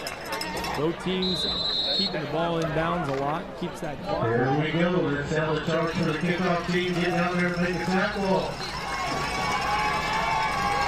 Jason Vega gets the head nod there, and this will be an end-over-end kick. Caught it around the 10-yard line there by Gagne again. Going to take it all the way to the far side of the field, try to get outside, but there are a couple of Pirate defenders. Tries to jump up, and he's going to be taken down by number 70, I think was the original guy, Ivan Reyna, with a nice tackle. And that's going to be it for the half. But he got brought down really And that's going to be it for the first half as Lytle finds themselves up on Marion, 7-0. And I'll tell you what here, guys, we'll do a quick recap of the first half, and then we'll give guys I'll give you guys a break. I'll tell you what, Lytle got the ball first, and from the get-go, it was very smash-mouth football, run the entire time, not able to see a whole lot. Lytle kind of opened things up there on their last drive. A couple of penalties helped them out, and eventually able to connect there. It was Aldridge to Placido on a 21-yard touchdown pass, and that's our first and only score of the game. What are you guys' takeaways for the first half here? Well, the first half was pretty slow. Coming up on Tuesday. So happy early birthday, Manuel. Hey, okay, come on, Shaky, you got this. You can't be shaky today. Maybe check if they're talking. We did pretty good on that first touchdown. Because when she was like, open your camera on center. I'm pretty sure that if we keep this up, Okay, she was there right recording. Check if they're talking. And then she goes, look for it. And then we can hear you. I know. It's not the most Yeah, I agree. Jacob, do you have any thoughts? As the Pirate Band takes the field, you will notice the pink plumes and the pink flags. These pink items are in recognition of October, which is Breast Cancer Awareness exactly. Month. Well, that's going to be it for the first half. So Lytle up 7-0 on Marion. We'll be back here in a little while, about 20 minutes or so, as we get set to kick off for the second half. Again, I'm Zach Covey, joined by Jacob and Justin, and we will be back here shortly. Tonight, the Pirate Band also honors Cristina Itrarte, who is a 5-year breast cancer survivor and the mother of Pirate Band alto saxophone player Sarah Itrarte. Crystal and Christina, the Pirate Band is proud to march tonight in your honor. We wish you continued good health in the years to come.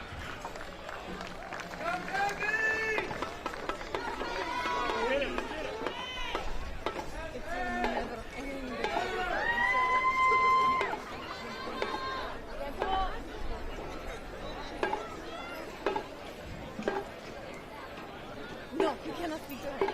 I'm joking.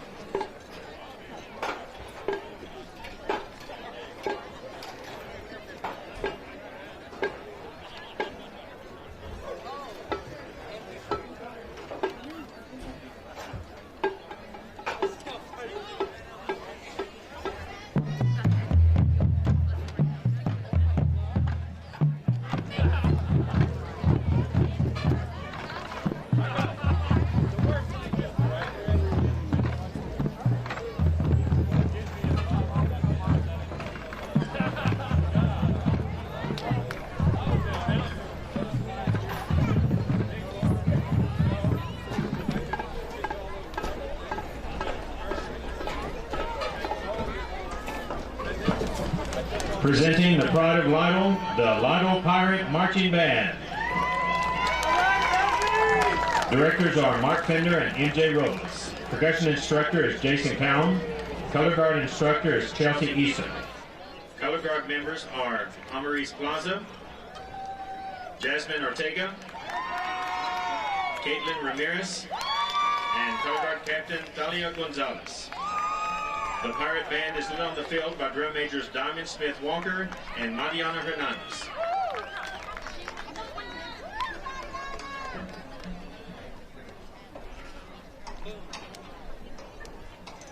This week's section of the week is the flutes. Tonight, the band is pleased to present our first performance of this year's UIL Marching Contest show, Transformation.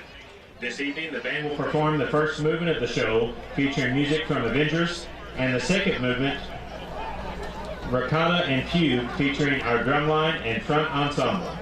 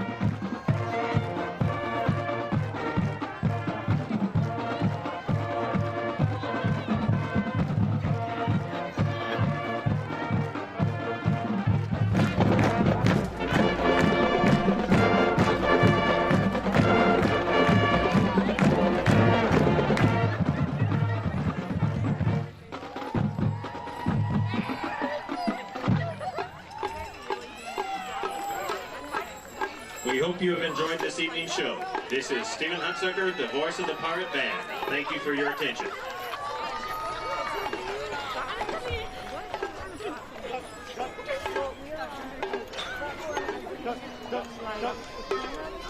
Yes. Okay. So see on the back side of the camera. So we got the microphone on the front and on the back. It's called Sling Studio. Okay, so we have that. So that's it. We have a hub and we have two remotes. Okay. And she's the PR director that goes there so we can get live. Okay. And that's Okay, so Miss Dell, Miss said to go more that side because they can hear you. Oh, shit.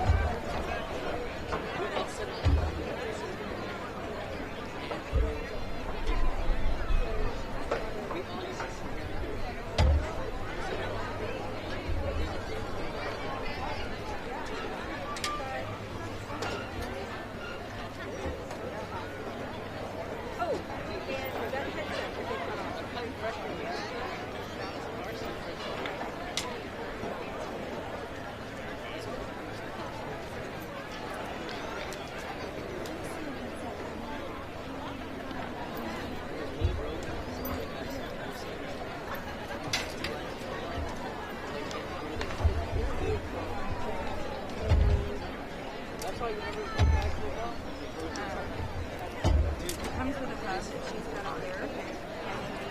And I walked all the way over to the field goal over here, talking to the gentleman. Starting to look up a little bit. But basically,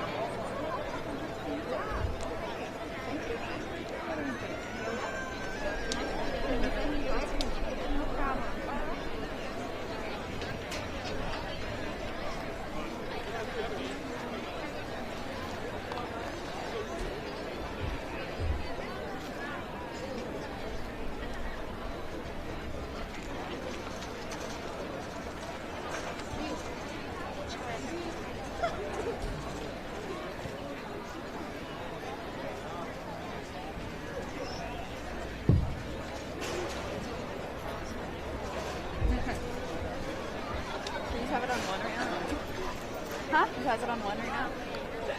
I think so.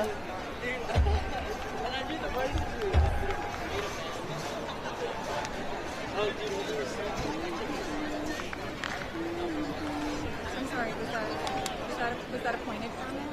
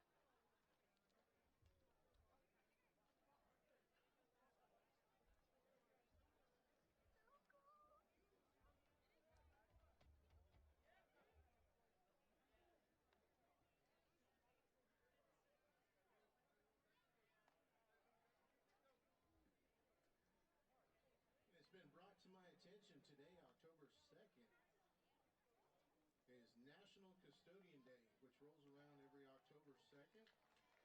It recognizes the hard work that it takes to keep our public facilities in tip-top shape, as well as the people who diligently work to make sure that we have schools and workplaces that are spotless and sanitary. Thank you to our custodians.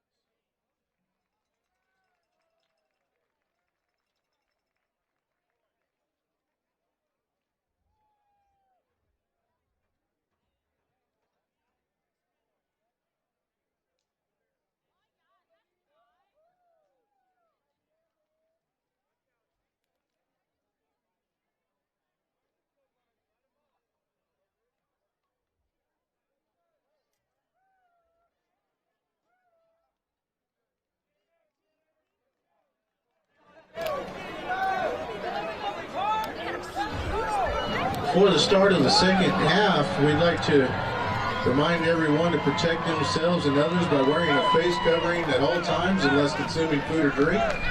Wearing a face covering in public settings has proven to be one of the most effective ways to slow the spread of COVID-19. Face coverings help you not jeopardize the health of student athletes participating in the game and others in your community. As we get ready to start the second half, the Lytle will be receiving the ball, looking to gain momentum from that last series as they scored a touchdown the last series of the first half.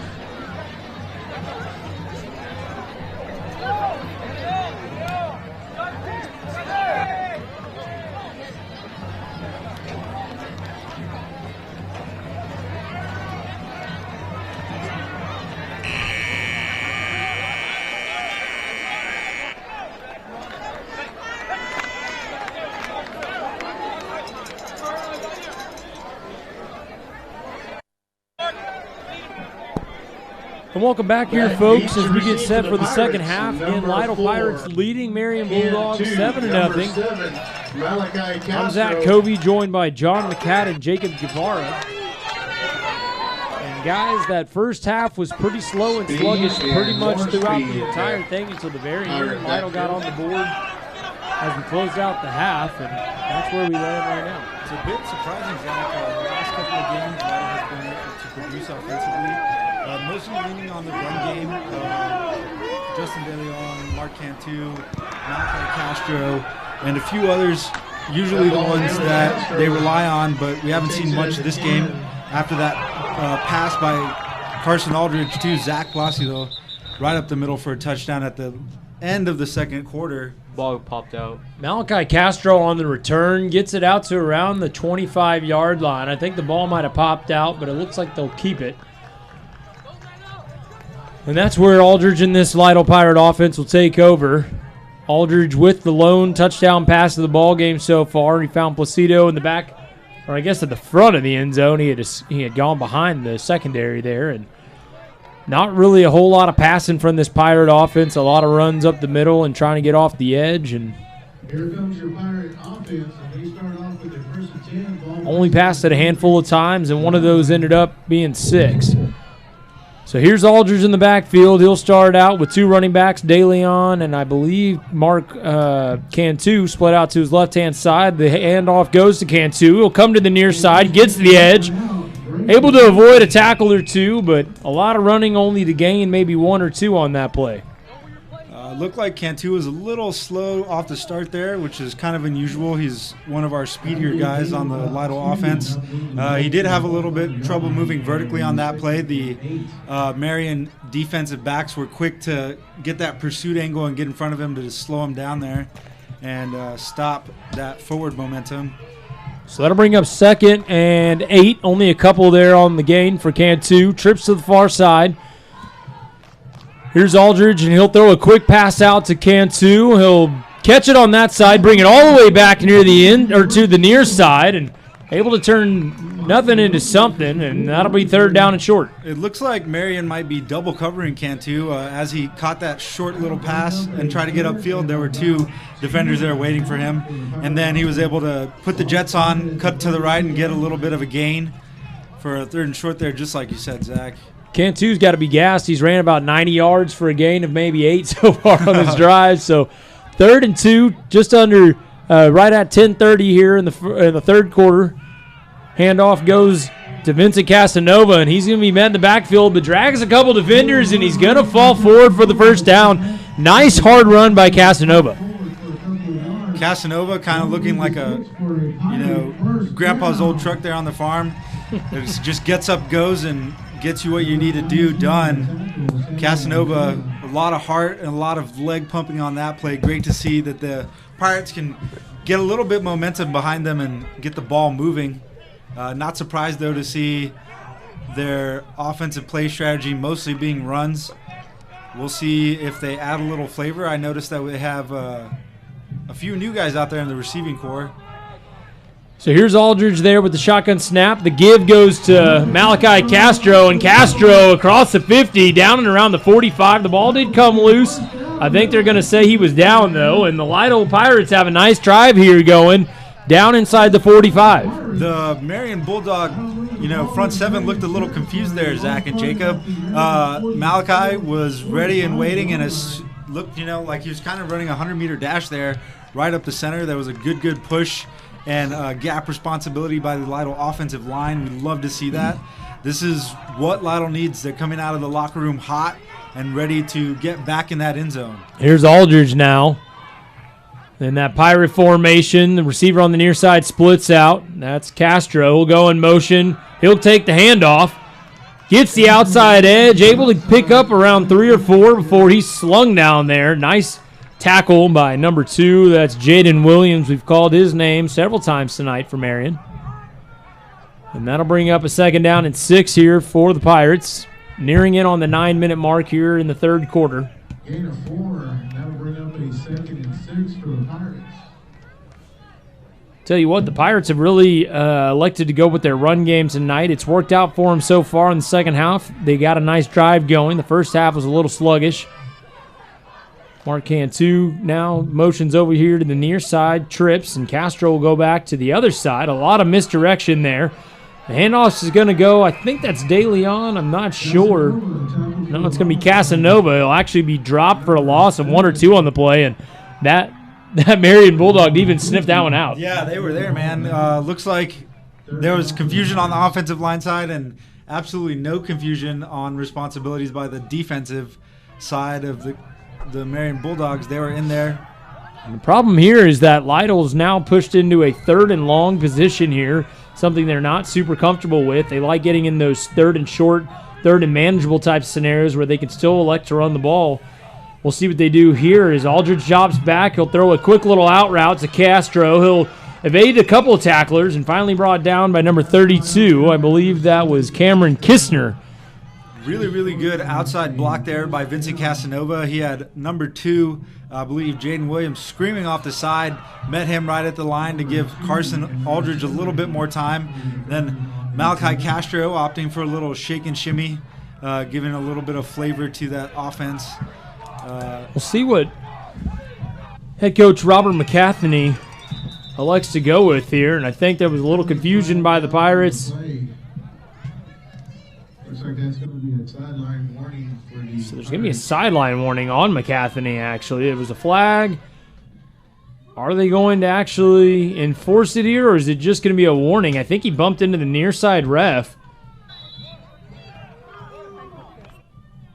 I think they're just going to say it's a warning, as I don't see the ball getting moved back at all. McCaffney not happy with the call, and he's giving it to the head ref there. 7:20 left here in the third quarter. 7-0 still our score. As Aldridge is in the shotgun, 2 receivers either side. Casanova in the background, and Aldridge is going to keep it himself all the way around to the near side. He's going to be stopped well short of the yard to gain, and that's going to be a turnover on downs. I'm really questioning that call there, guys. Very high-risk play call for absolutely no reward there, but I think for most of the game, Lytle's going to run heavy, trying to manage that clock, their time management, that's what I'm trying to say, to keep that Marion Bulldog offense off the field. I don't understand the quarterback keeper to the near side, the short side of the field, though. Very questionable, and that's where Beakley will take over now here at the 37-yard line. Coming from right to left, there's Rackley going in motion. Beakley's going to keep it himself. He'll lower his shoulder. Able to get it to around the 44-yard line, let's say. Nice pickup on first down. And Beakley's a pretty big body. I'd say he looks to be at least right around 6 foot. Really great gap responsibility there by the Marion Bulldog O-line. Perfect pocket form there for Beakley. He would have had all day to throw, but he had that heads-up decision to go ahead and make the runner right up the middle. We've seen Beakley use his legs so far today. Rackley goes in motion. He's got the wheel route. But that's going to go deep there by Goyner, and that's going to be caught. Nice big play there by Marion as Goyner had evaded the defender there and able to take it down inside the 25-yard line. That was a dime drop if I've ever seen one. Great communication there by Williams and Beakley. I bet if we turned the lights off and they were blindfolded, they could have made that pass. Excuse me, that was Jaden Williams. My mistake. Jaden Williams with a nice catch. They're going to place it at the 25-yard line before he fell down there. So Marion with a nice drive here after Lytle was stalled out there. There's Rackley in motion, and Beakley's going to throw it to him. He's going to be able to get out to the outside edge and shoved out of bounds. Nice tackle there by Bubba Solis. But a pretty nice gain there by Marion on first down, pickup of around 4 or 5. Yeah, great, huge bomb the play before to get things going. You got to love that kind of play call. Just makes the game more exciting. Makes the momentum shift really quickly.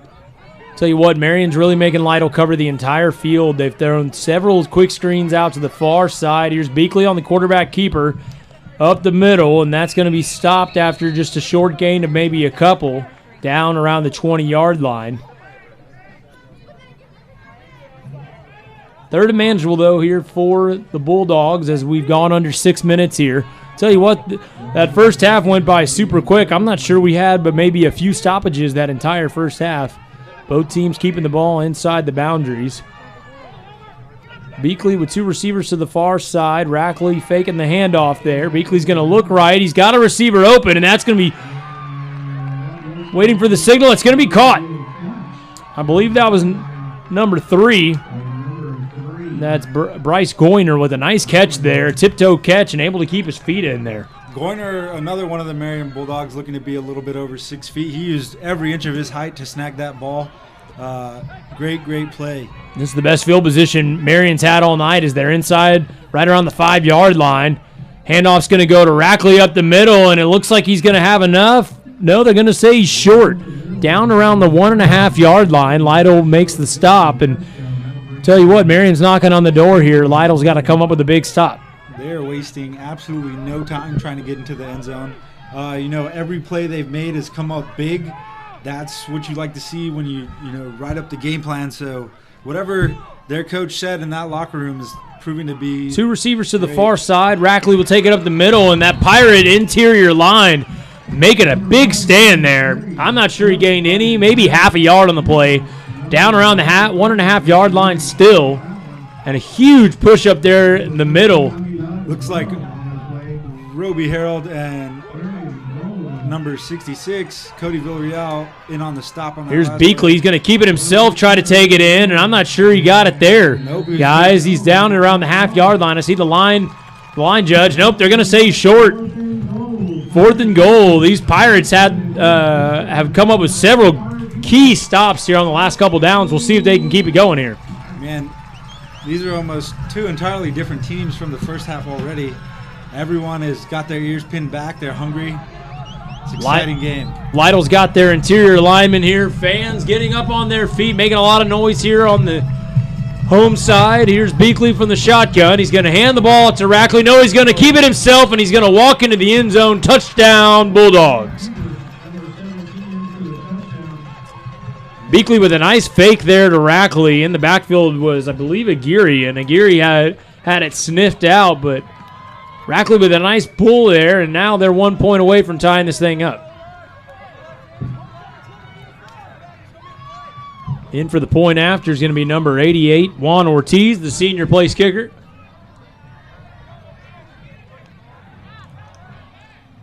A few Lytle guys jumped off sides, but no whistles blown. The kick's up, and it's good, and we have a tie ball game here, guys. 7-7. with 3:59 here in the third quarter.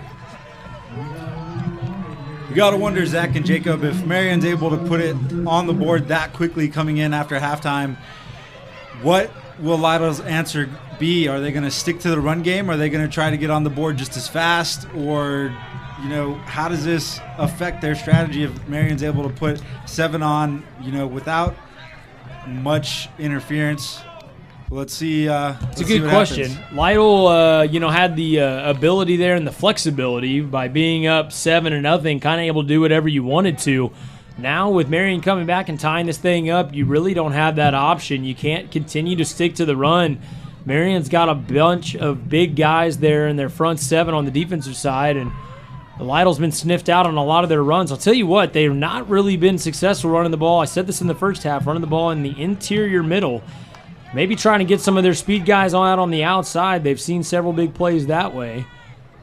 One of the biggest things, though, I'm curious on in that last play was a quarterback keeper again. I think that'll come back and haunt McConaughey.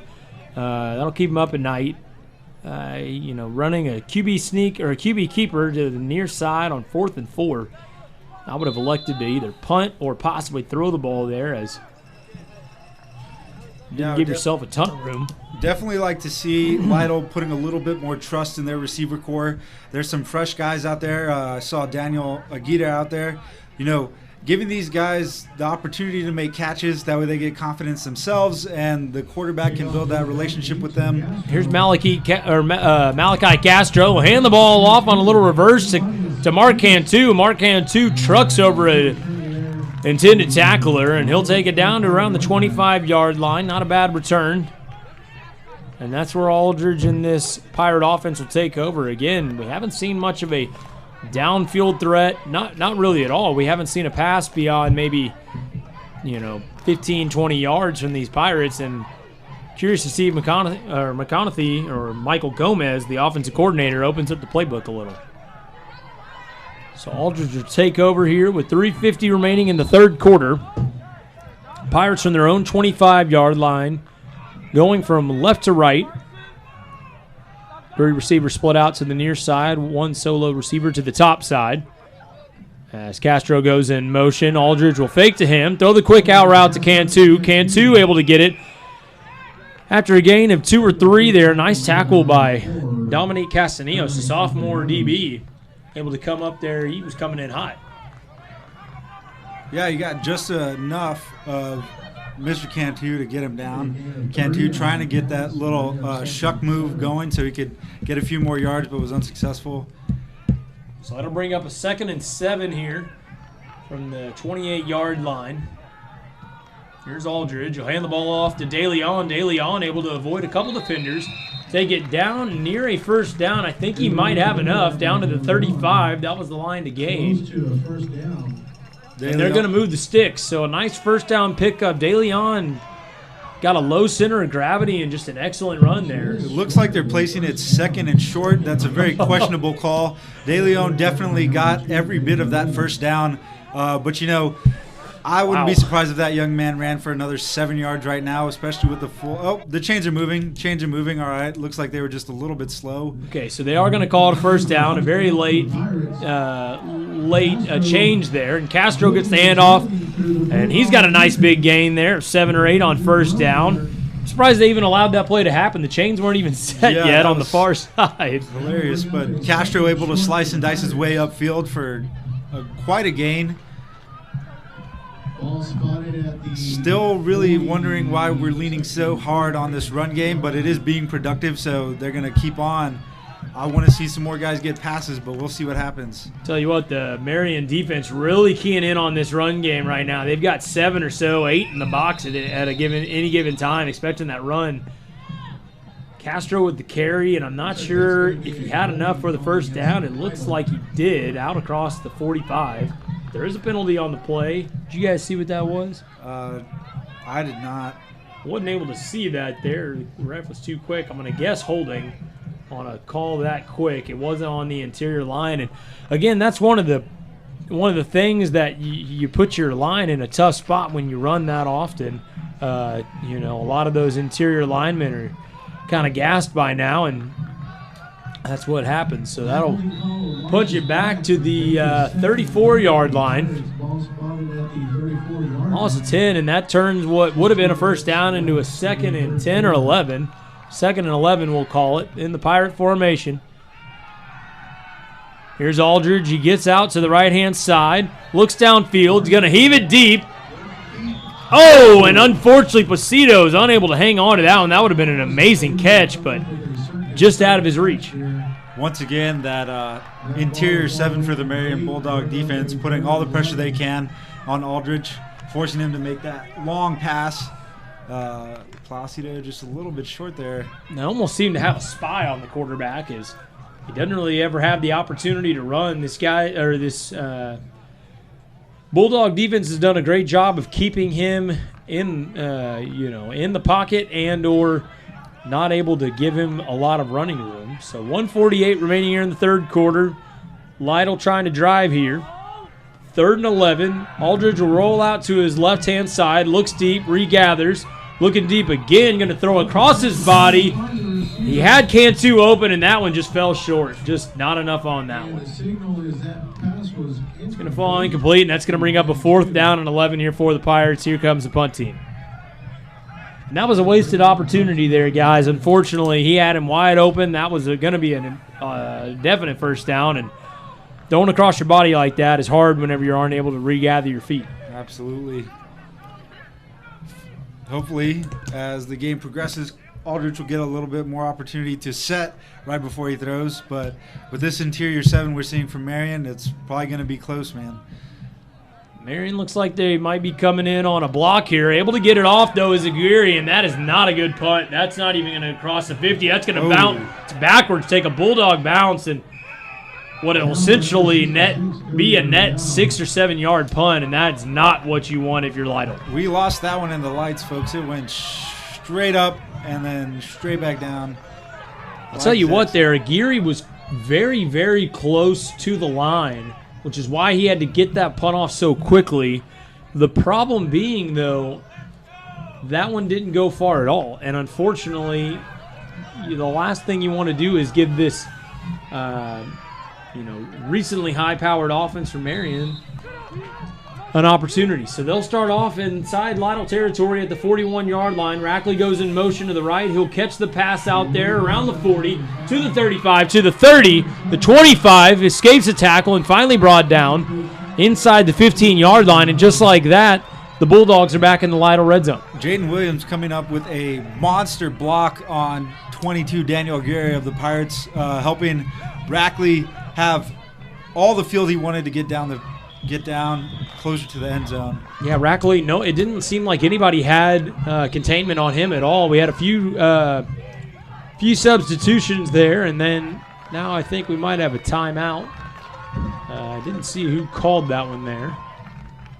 I would imagine Lytle after giving up a play like that. So, timeout Lytle, 1:15 remaining here in the third quarter. And, guys, I'll tell you what, at the end of that first half, Lytle looked like they had all the momentum, scoring right before halftime, and now you find yourselves tied with Marion knocking on the door.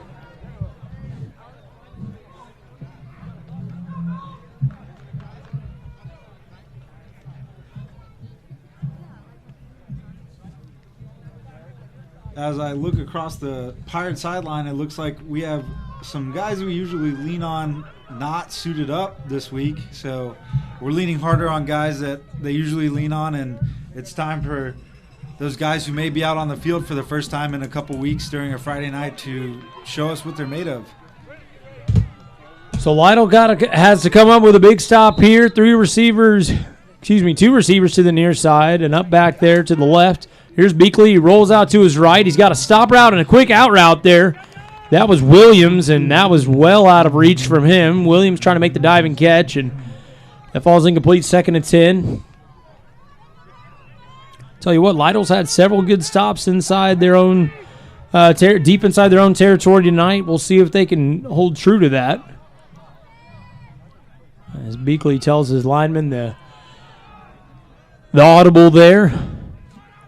Late motion there by Bryce Gagne to the near side. Here's Beakley.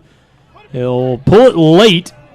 Wanted to give it to Rackley, but he'll keep it himself, and that ended up not being the best call. It's a nice gang tackle there by the Pirates. Several guys in on the tackle. Bubba Solis, as well as Ryan Wagner, leading the way. Really, really great patience there by number 14 of the Pirates. Looks like he paid attention to the last time Marion called that play, and he was there waiting, and then once quarterback decided to keep it, he was there ready to make the tackle. So after a first and goal, or a first down inside the 15-yard line, Marion finds themselves with a 3rd down and 9. Beakley's going to fake the handoff. He's going to roll out right. He's got a receiver open, and number 11 is going to be able to make the touchdown. Touchdown, Dylan Blakely, and touchdown, Marion. Tell you what, I watched that play from the get-go. That was from the near side, crossing all the way over was Blakely. And I'll tell you what, when you've got that much time, it's really hard to cover a guy that long, guys. So 13-7, and Marion has gone on a 13-point run, trying to make it 14. Here's Juan Ortiz for the point after. Snap and hold are good, and so is the kick. And just like that, Marion finds themselves on top, 14-7. Maybe this trip to the sideline will help the Pirates get their head screwed on a little bit tighter as they come back out on the field. We'll see what they have in response. Marion kind of looking to take away this game right now. Meeting a few stops, but then being able to still produce there. They've got all the momentum right now. Yeah, Marion with all the momentum. 14 unanswered here in the second half so far. 25 seconds remaining in the third quarter. Marion Bulldogs up 14-7 over your Lytle Pirates. And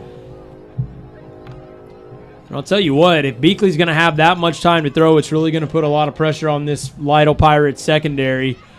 Again, I said Blakely started off on the far outside receiver on the near side and crossed all the way across the field in the end zone. Probably about 2/3 the way across the field before the ball was thrown to him. And it looked like on defense was, I think, was Carson Aldridge. I think they might have put him in the secondary, and even with his speed, wasn't able to keep up with Blakely. So Juan Ortiz to kick it off here for us.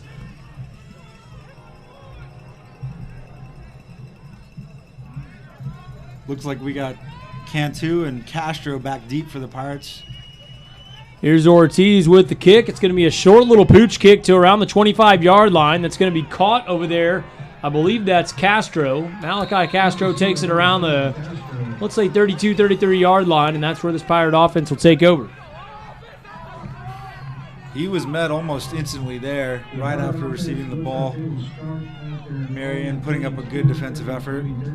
Kind of surprised they went with the pooch kick there. That's typically what you do when you're afraid to kick it to the deep backs there, but Castro and Cantu have done a pretty good job so far tonight on the return team. Maybe the head coaches over there were a little afraid of a nice return, didn't want to give them anything.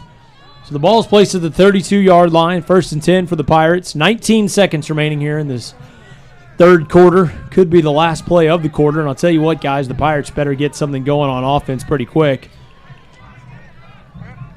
Would love to see them cross that skull and crossbones here in the middle of the field. Yeah, we haven't seen him cross the 50 so far. In the Pirate formation, handoff goes to Cantu. He'll be stopped after a short gain to around the 35, maybe a gain of 3. And that's going to be the final play of this third quarter. So we'll go ahead and leave it here, folks. We'll be right back. 14-7 your score. Marion over Lytle. We'll be back here in just a moment.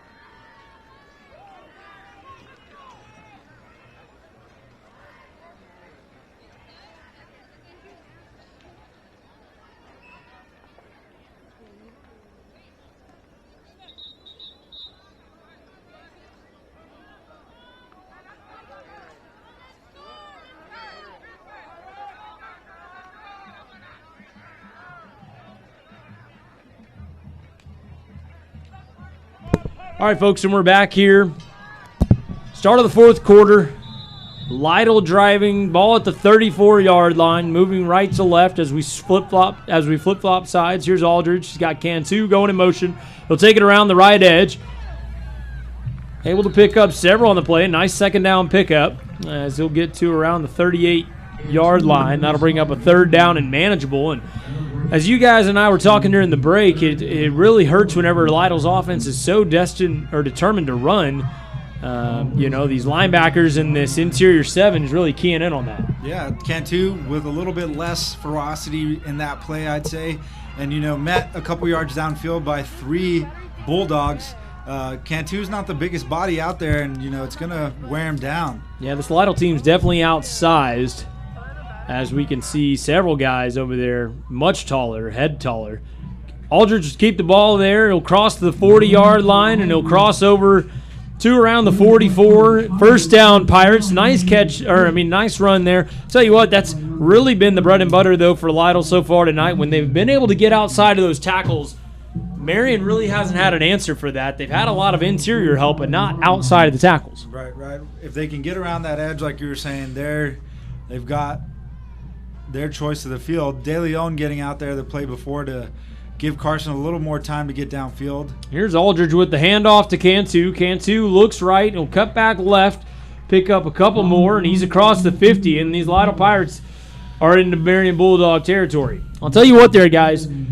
What this Lytle team lacks in height and size, they do make up for in speed, as we've seen several speedsters carry the ball on a lot of these jet sweeps. We've got Aldridge, Cantu, Castro, and Marion's got the bigger guys inside, but it really doesn't matter if you're able to get outside of them. Yeah.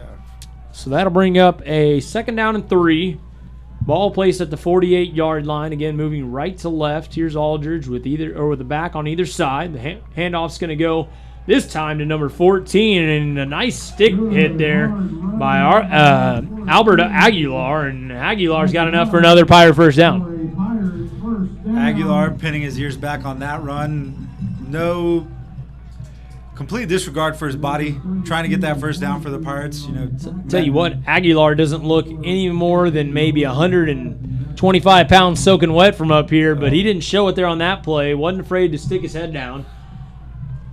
That'll be what keeps that Pirate offense rolling. And it turns into a Pirate first down. Here's the bigger running back, Justin De Leon, able to fall forward for a pickup of a couple on first down, and that'll make us 2nd and 8. Smart tackle there by number 7.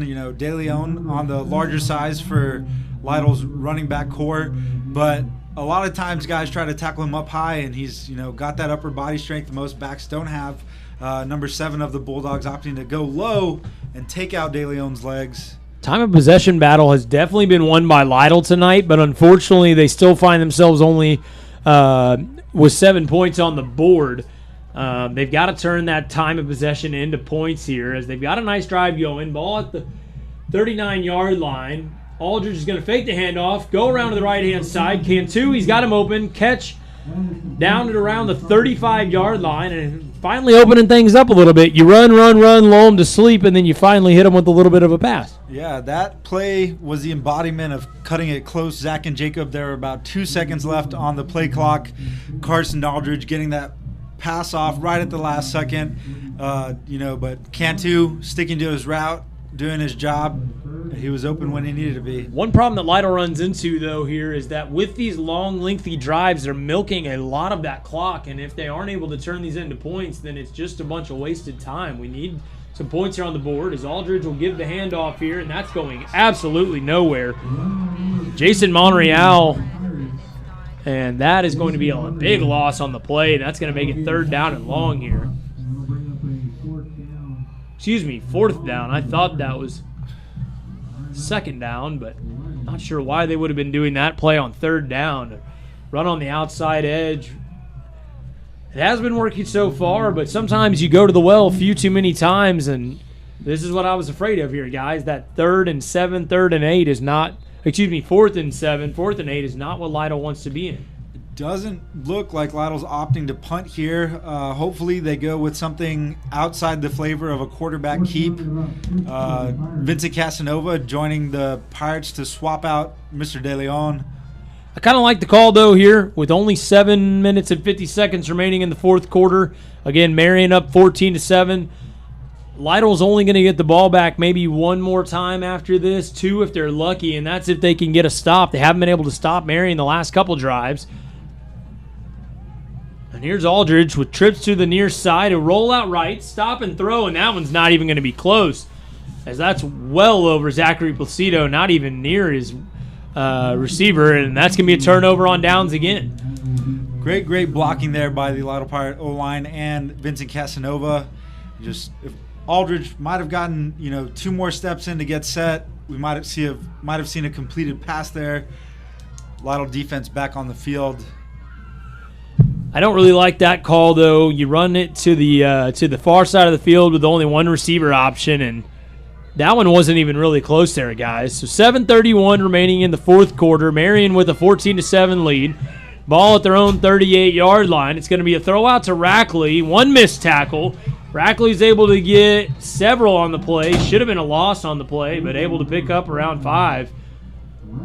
Rackley incredibly quick there with the sideline as a wall. He's able to spurt and cut and get those extra yards. It's really great play by this young man tonight. I think it was Bubba Solis who flew in there, had an opportunity to make the play, and just flew right past the guy. So Rackley able to pick up 4 on the play, 2nd and 6 from the 42.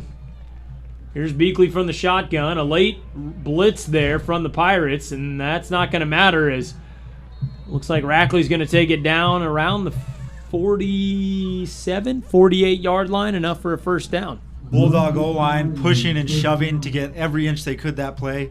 Rackley right behind them, probably almost holding onto their jerseys. It was just a big mass of green and white marching down the field that play.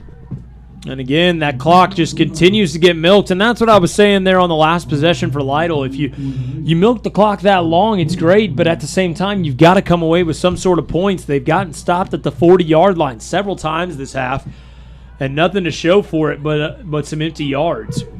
So Beakley now with the shotgun snap.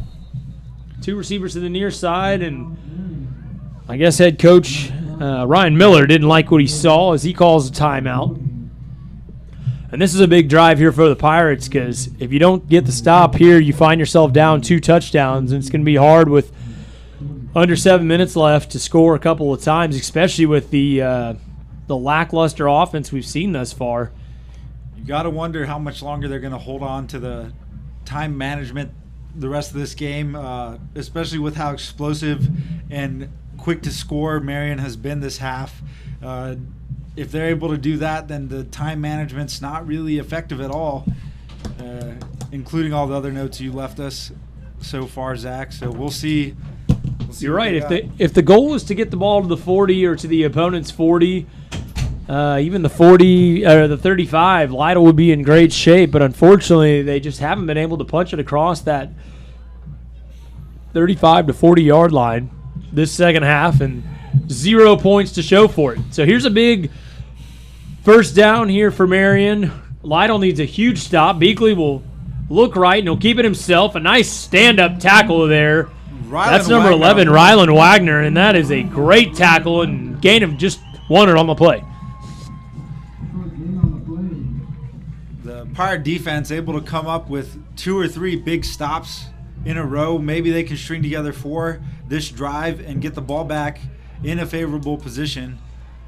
Boy, if you're the Pirates, you really need to turn over here. So here is 2nd down and 9 from their own 49-yard line. Beakley will do the prolonged hold, and then he'll end up handing it off to Rackley. Rackley will take it around the edge, pick up of maybe 1, but that clock continues to tick. Down under 6 minutes here now with 14-7 lead. Rylan Wagner on the heels of Rackley there, able to pull him down. Pretty dog-like chase there by Rylan Wagner. Colton Halton will come off the field here for the Pirates. And a big 3rd down here for this Pirate defense. They need to get off the field, and they need to get off fast. Looks like they've got 5 interior linemen ready to blitz. Beakley's going to throw it out here to the near side. That's Rackley. He's going to make the catch, and he's still on his feet, but finally going to fall down on his own around the Lytle 47. Gotta love the fight there by Rackley out of Marion. He gets every single inch that he can, every single play. It's a pretty impressive drive by that young man. And I'll tell you what, that makes things very interesting now, as that'll be a 4th down. Or it should be 4th down. This is a really, really big play, Zach and Jacob. If the Pirates are able to make this stop and get the turnover, they will have enough time to get in if they can make a lot of explosive plays and, you know, kind of break the pace they have had so far. I'm not sure what the stoppage is here. I think they're trying to say how much time should be on the game clock.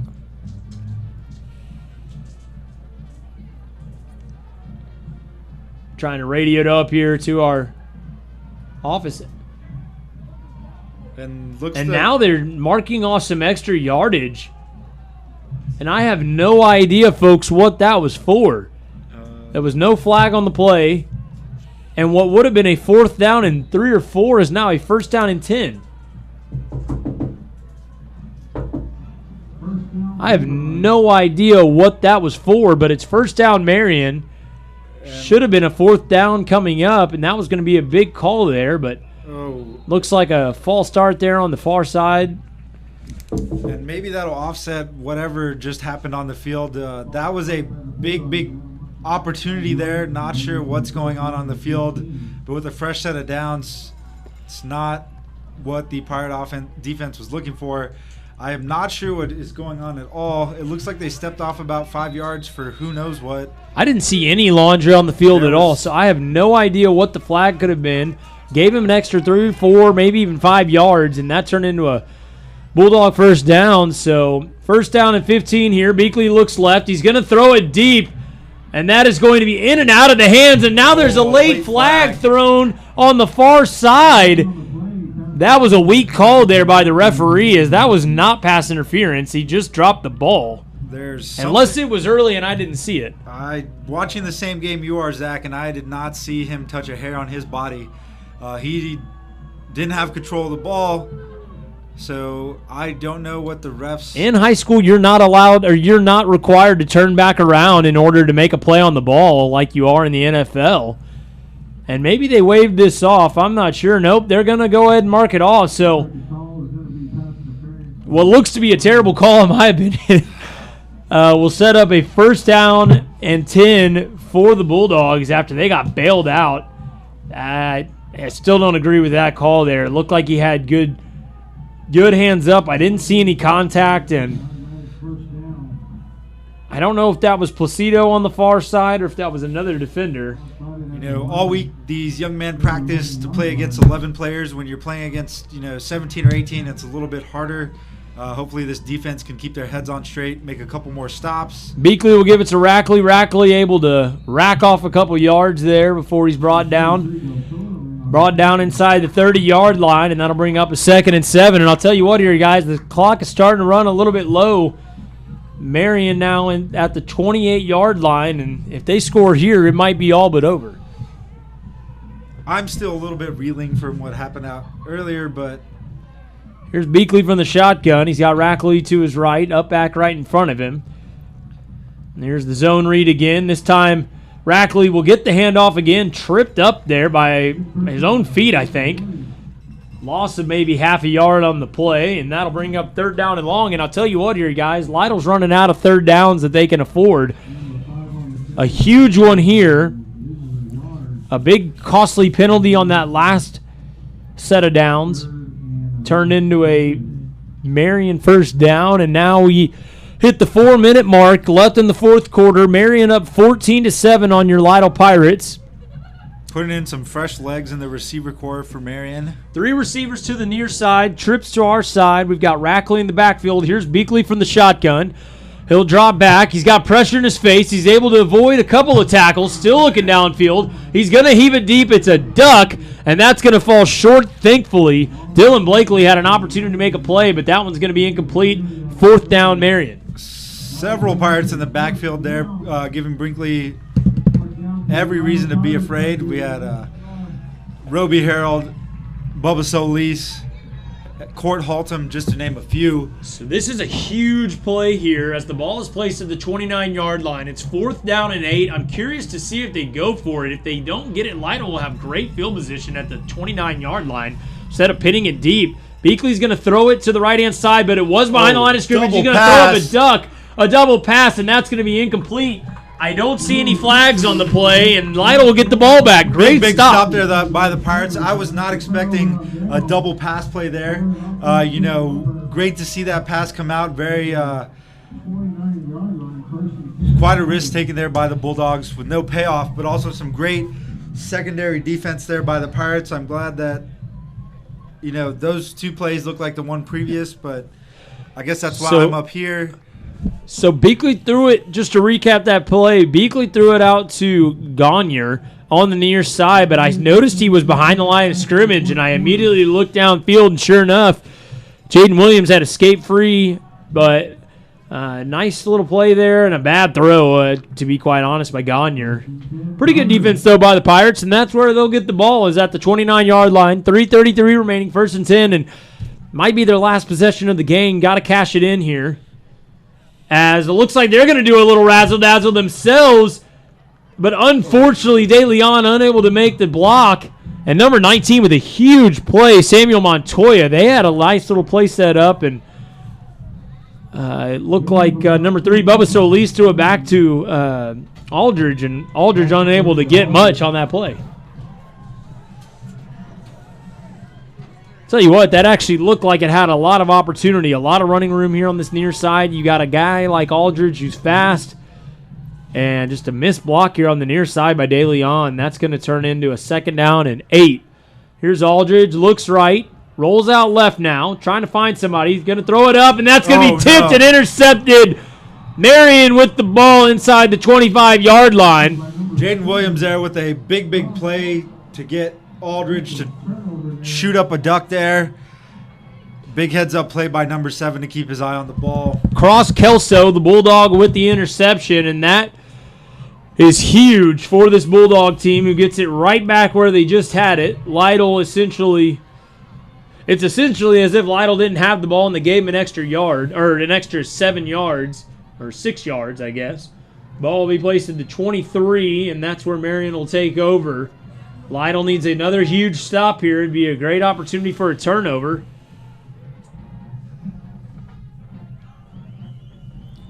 Defense walking up. Here's Rackley, who will go in motion now to the left-hand side. Beakley looks middle. He's got a guy wide open, and it's going to be caught. Touchdown, Marion.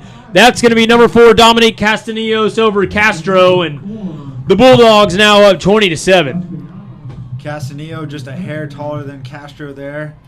Excellent catch there. Somehow, Castanillo got wide open in the middle of the field. I did see Malachi Castro get open. He looks like he's down on the field, so we'll see what's wrong with him. Some sort of lower leg injury. I'll tell you what, though. Castro read the quarterback's eyes, went over to the side, right in the middle, and jumped up. Just wasn't tall enough to make the play. Great read there by Castro, but like you said, Beakley with another touchdown strike. That's his 2nd of the ball game, and now these Bulldogs find themselves up 20-7. All the players, both sides will take a knee now. And we'll step aside here for a second here, folks. 20-7 your score. Bulldogs up over Lytle, 27 with 2:41 remaining here in the 4th quarter. We'll be right back.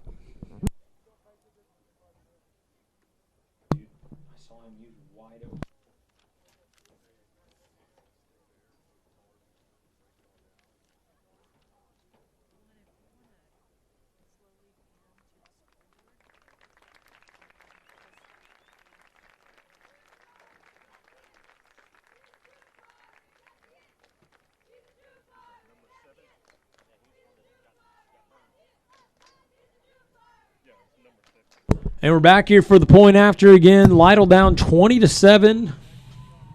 Very little time left. 2:41 remaining in the 4th quarter. In for the point after is going to be Juan Ortiz. In for the holds, number 3, Bryce Goyner.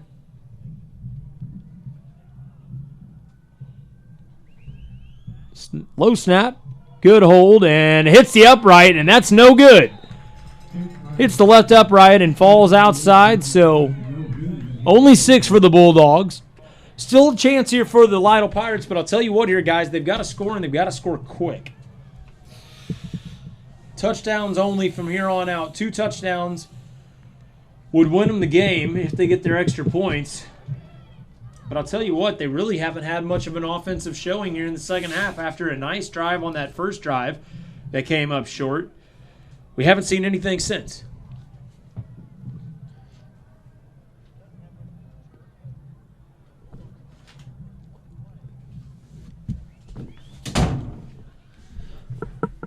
This Lytle Pirate crowd is stunned over here as they came into this half leading 7-0, and 20 unanswered points for this Bulldog offense has led to a 20-7 lead. Lytle scoring with 18 seconds left in the first half, having all the momentum going into the first half or going into halftime. Now find themselves in a 13-point hole, and they don't show on the scoreboard how many timeouts each team has left. I want to say Lytle has all 30, but I'm not 100% sure. Be curious to see if head coach Robert McConaughey starts throwing the ball downfield here a little bit more, kind of in desperation mode.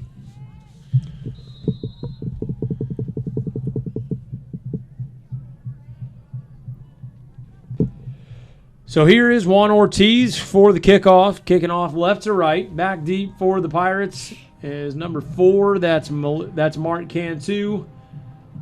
And can't tell who the far defender is, or the far receiver is. It's going to be a short pooch kick at the 30, and it's going to be fair caught by Albert Aguilar, and that's where the Pirates will take over, is around the 29-yard line. Now's the time, guys. We need to see quick plays, and we need to see a lot of big ones. Not so much these long, drawn-out, run-focused drives. Let's see what Lytle can put out there on the field. So Lytle's got to score and move the ball very quickly. 2:40 remaining here in the ball game. 20-7 is our score. Marion leads Lytle. Aldridge will take over. Tell you what, he's been kind of kept in check here so far tonight. The last game I called against LaPrire, he was running all over the field. Hasn't really tonight, as he'll roll out left. Doesn't have anywhere to throw, and he's just going to throw it out of bounds. No receiver within sight, but don't see a flag, so they're okay with that. Just throwing it away and live to fight another day. Aldridge looking a little bit frazzled on that play, not really sure where to go or which way to let the ball go. This Lytle Pirate offensive line has got to be exhausted, and you can tell because they're allowing a lot of defenders into the backfield. I think Aldridge had about 2 or 3 guys in his face as he'll take the shotgun snap, looks over the middle, and that's going to be almost intercepted by Castanillos. Not even sure he was going to there. I think he was intended for Cantu, but Cantu was still in the middle of his route. Yeah, I saw a lot more Bulldogs in that zone than I did Pirates, so we got to wonder what's going on in between the ears of Carson Aldridge right now. I don't know, but they need to figure it out here quickly. 2:33 remaining in the fourth quarter. 3rd down and 10 coming up. Lytle's got to get the ball moving somehow. Again, this tall, lengthy, big defense from Marion has really shut down things for this Pirate offense in the second half, as Aldridge is going to roll out to his right, shows off his speed, able to pick up a few.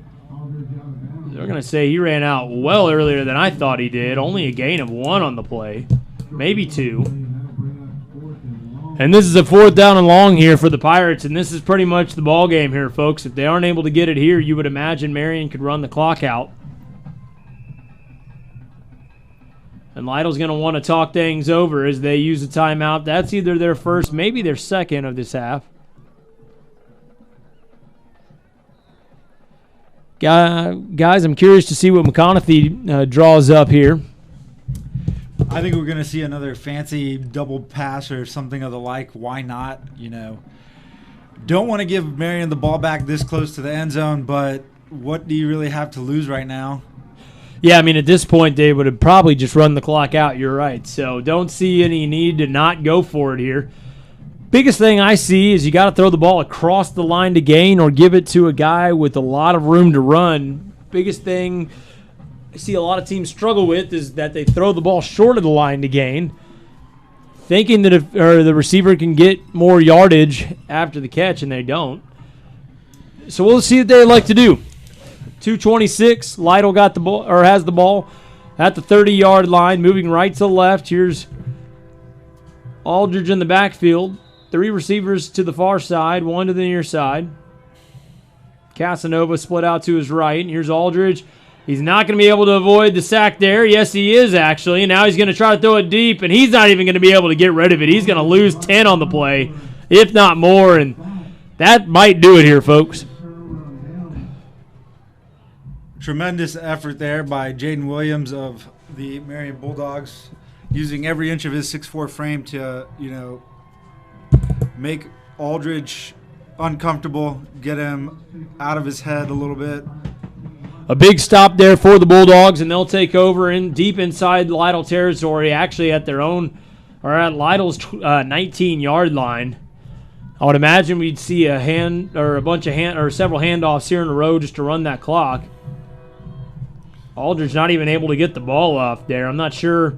They used a timeout and then weren't even able to get the ball in the air. Here's Beakley. He'll take the shotgun snap up the middle to Rackley. He'll bounce it out to the right-hand side, and that's a first down carry of around 4 or 5. As we reach that 2-minute mark here left in the ball game. 2 minutes left. Marion up big on Lytle, 20-7.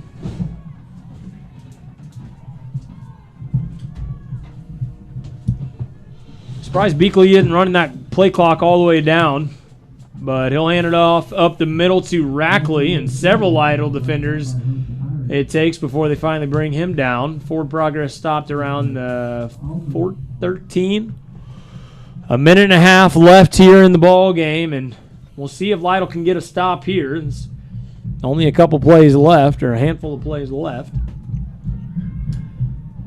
Beakley again snapping the ball with 22 seconds left to go in the play clock, and they're going to be short, stuffed of a first down. That's going to be a gain of around 1. Lytle will call their last timeout, 1:15 remaining. And what do you do here if you're Marion, guys? You go ahead and try going for it? Why not? We haven't a lot of time left. We haven't seen a field goal attempt from either team so far tonight. You're up 13 with 1:15 left, and Lytle has nothing to show for offense here in the second half.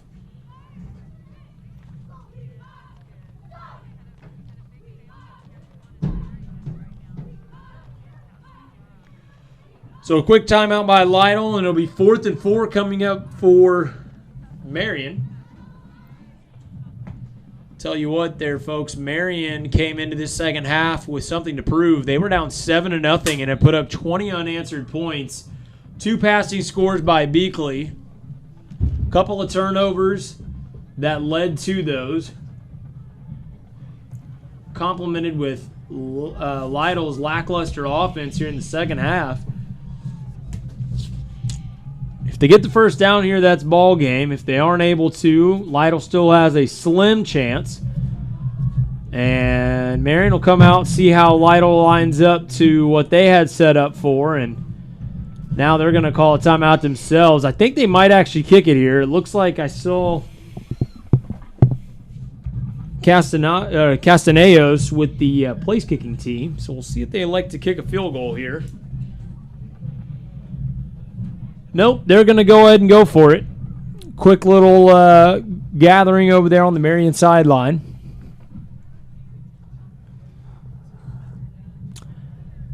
As both teams re-enter the field again, only 75 seconds left here in this ball game. 1:15, Marion up 20-7. They'll snap the ball. Beakley on the left hash. A quick little stop route. He's got his man down inside the 5-yard line, and that's going to do it. As Jaden Williams with the nice little catch, a quick little stop route there, and you would think just a kneel or two, and that's going to put these Lytle Pirates away. Tell you what, we haven't really seen Beakley throw it short here this second half. Most of his passes have been deep. Beakley's still in shotgun. They're looking like they're not going to let up at all. Now there's going to be a fumble on the exchange there, trying to give the ball to Rackley. I think Beakley got the ball back as I see the ref puts up his hands. I'll tell you what, they've had a couple fumbles here tonight that they've gotten lucky on. Yeah, they went again for that long handoff where, we've seen Brinkley just pull it away right at the last second, but it looks like they miscommunicated on who was taking the ball and ended up on the ground. I'm not sure why they're still running the ball. All they have to do is kneel it one more time, and the ball game's over. He'll hand it off to Rackley, and Rackley barrels his nose down in there. I think he's met short right at around the 1 yard line. That might be the final play. Nope. Marion's going to call a timeout, and this coach is trying to score again. The ball game is over, and not sure why they're trying to rub it in there a little bit, but flags are coming down. I see fans getting up, moving around. I'm not sure what the Marion coach is going for here. Trying to get one final offensive make touchdown in, but drive home a little bit sweeter, I guess. Yeah, I give them a little bit of momentum heading in to what it's already a momentous win. So 16 seconds remain here. 20-7. Marion's going to come away with the win. They'll now be 3-3 on the season. Lytle will fall to 2-4. 0-2 in district play. Correct. 0-2 in district play. Marion will be 1-1 now as they fell last week to Jourdanton big, 42-13.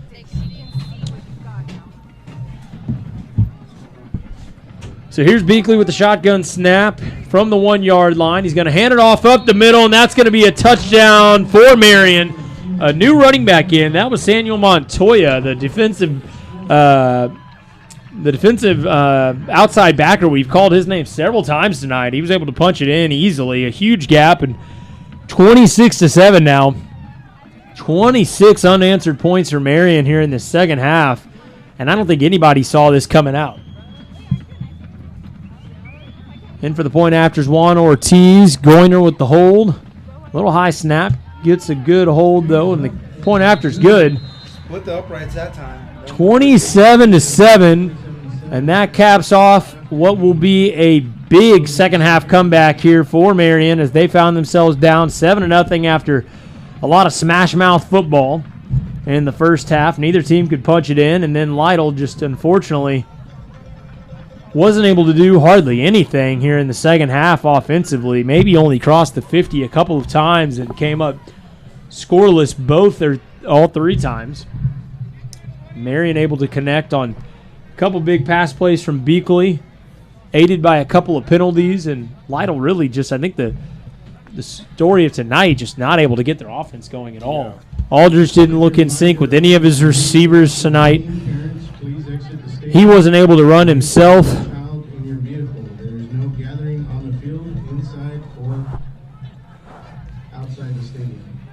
So I would imagine we'll have the kickoff and then possibly one more play here from the Pirates, and that ought to do it here.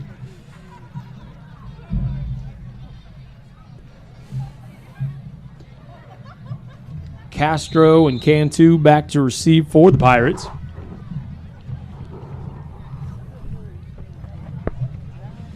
Up next for Marion, they will go to Cotulla as they will play another district ball game there.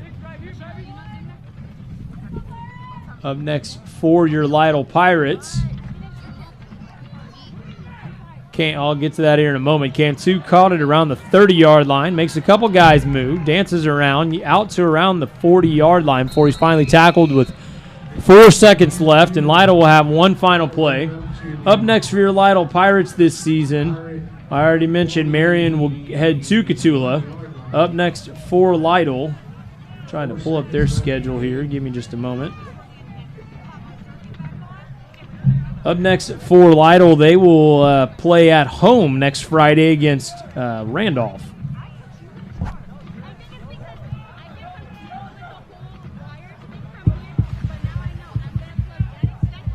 So Marion to Cotulla, Lytle at home versus Randolph. Final play here for both of these teams tonight. Marion setting up all over the field, expecting a big lob pass here by the Pirates. Prevent defense by Marion, like you mentioned. They're just going to hand the ball off, though, are the Pirates. That's going to be number 14, Albert Aguilar, who will run the ball across midfield down to the 35, and 0 hits our scoreboard. And that's how it finishes, folks. The Lytle Pirates fall to the Marion Bulldogs 27-7. Again, I mentioned next Friday, Marion will head to Cotulla, where they'll play another district ball game, and Lytle will play at home versus Randolph here from this exact stadium. So both teams come out to the middle of the field to gather and just kind of wave and say good game to each other. And that's going to do it for us. So for John McCat, Jacob Guevara, I'm Zach Covey. We appreciate you folks being with us, and we will see you next Friday. Have a good evening. Safe drive home.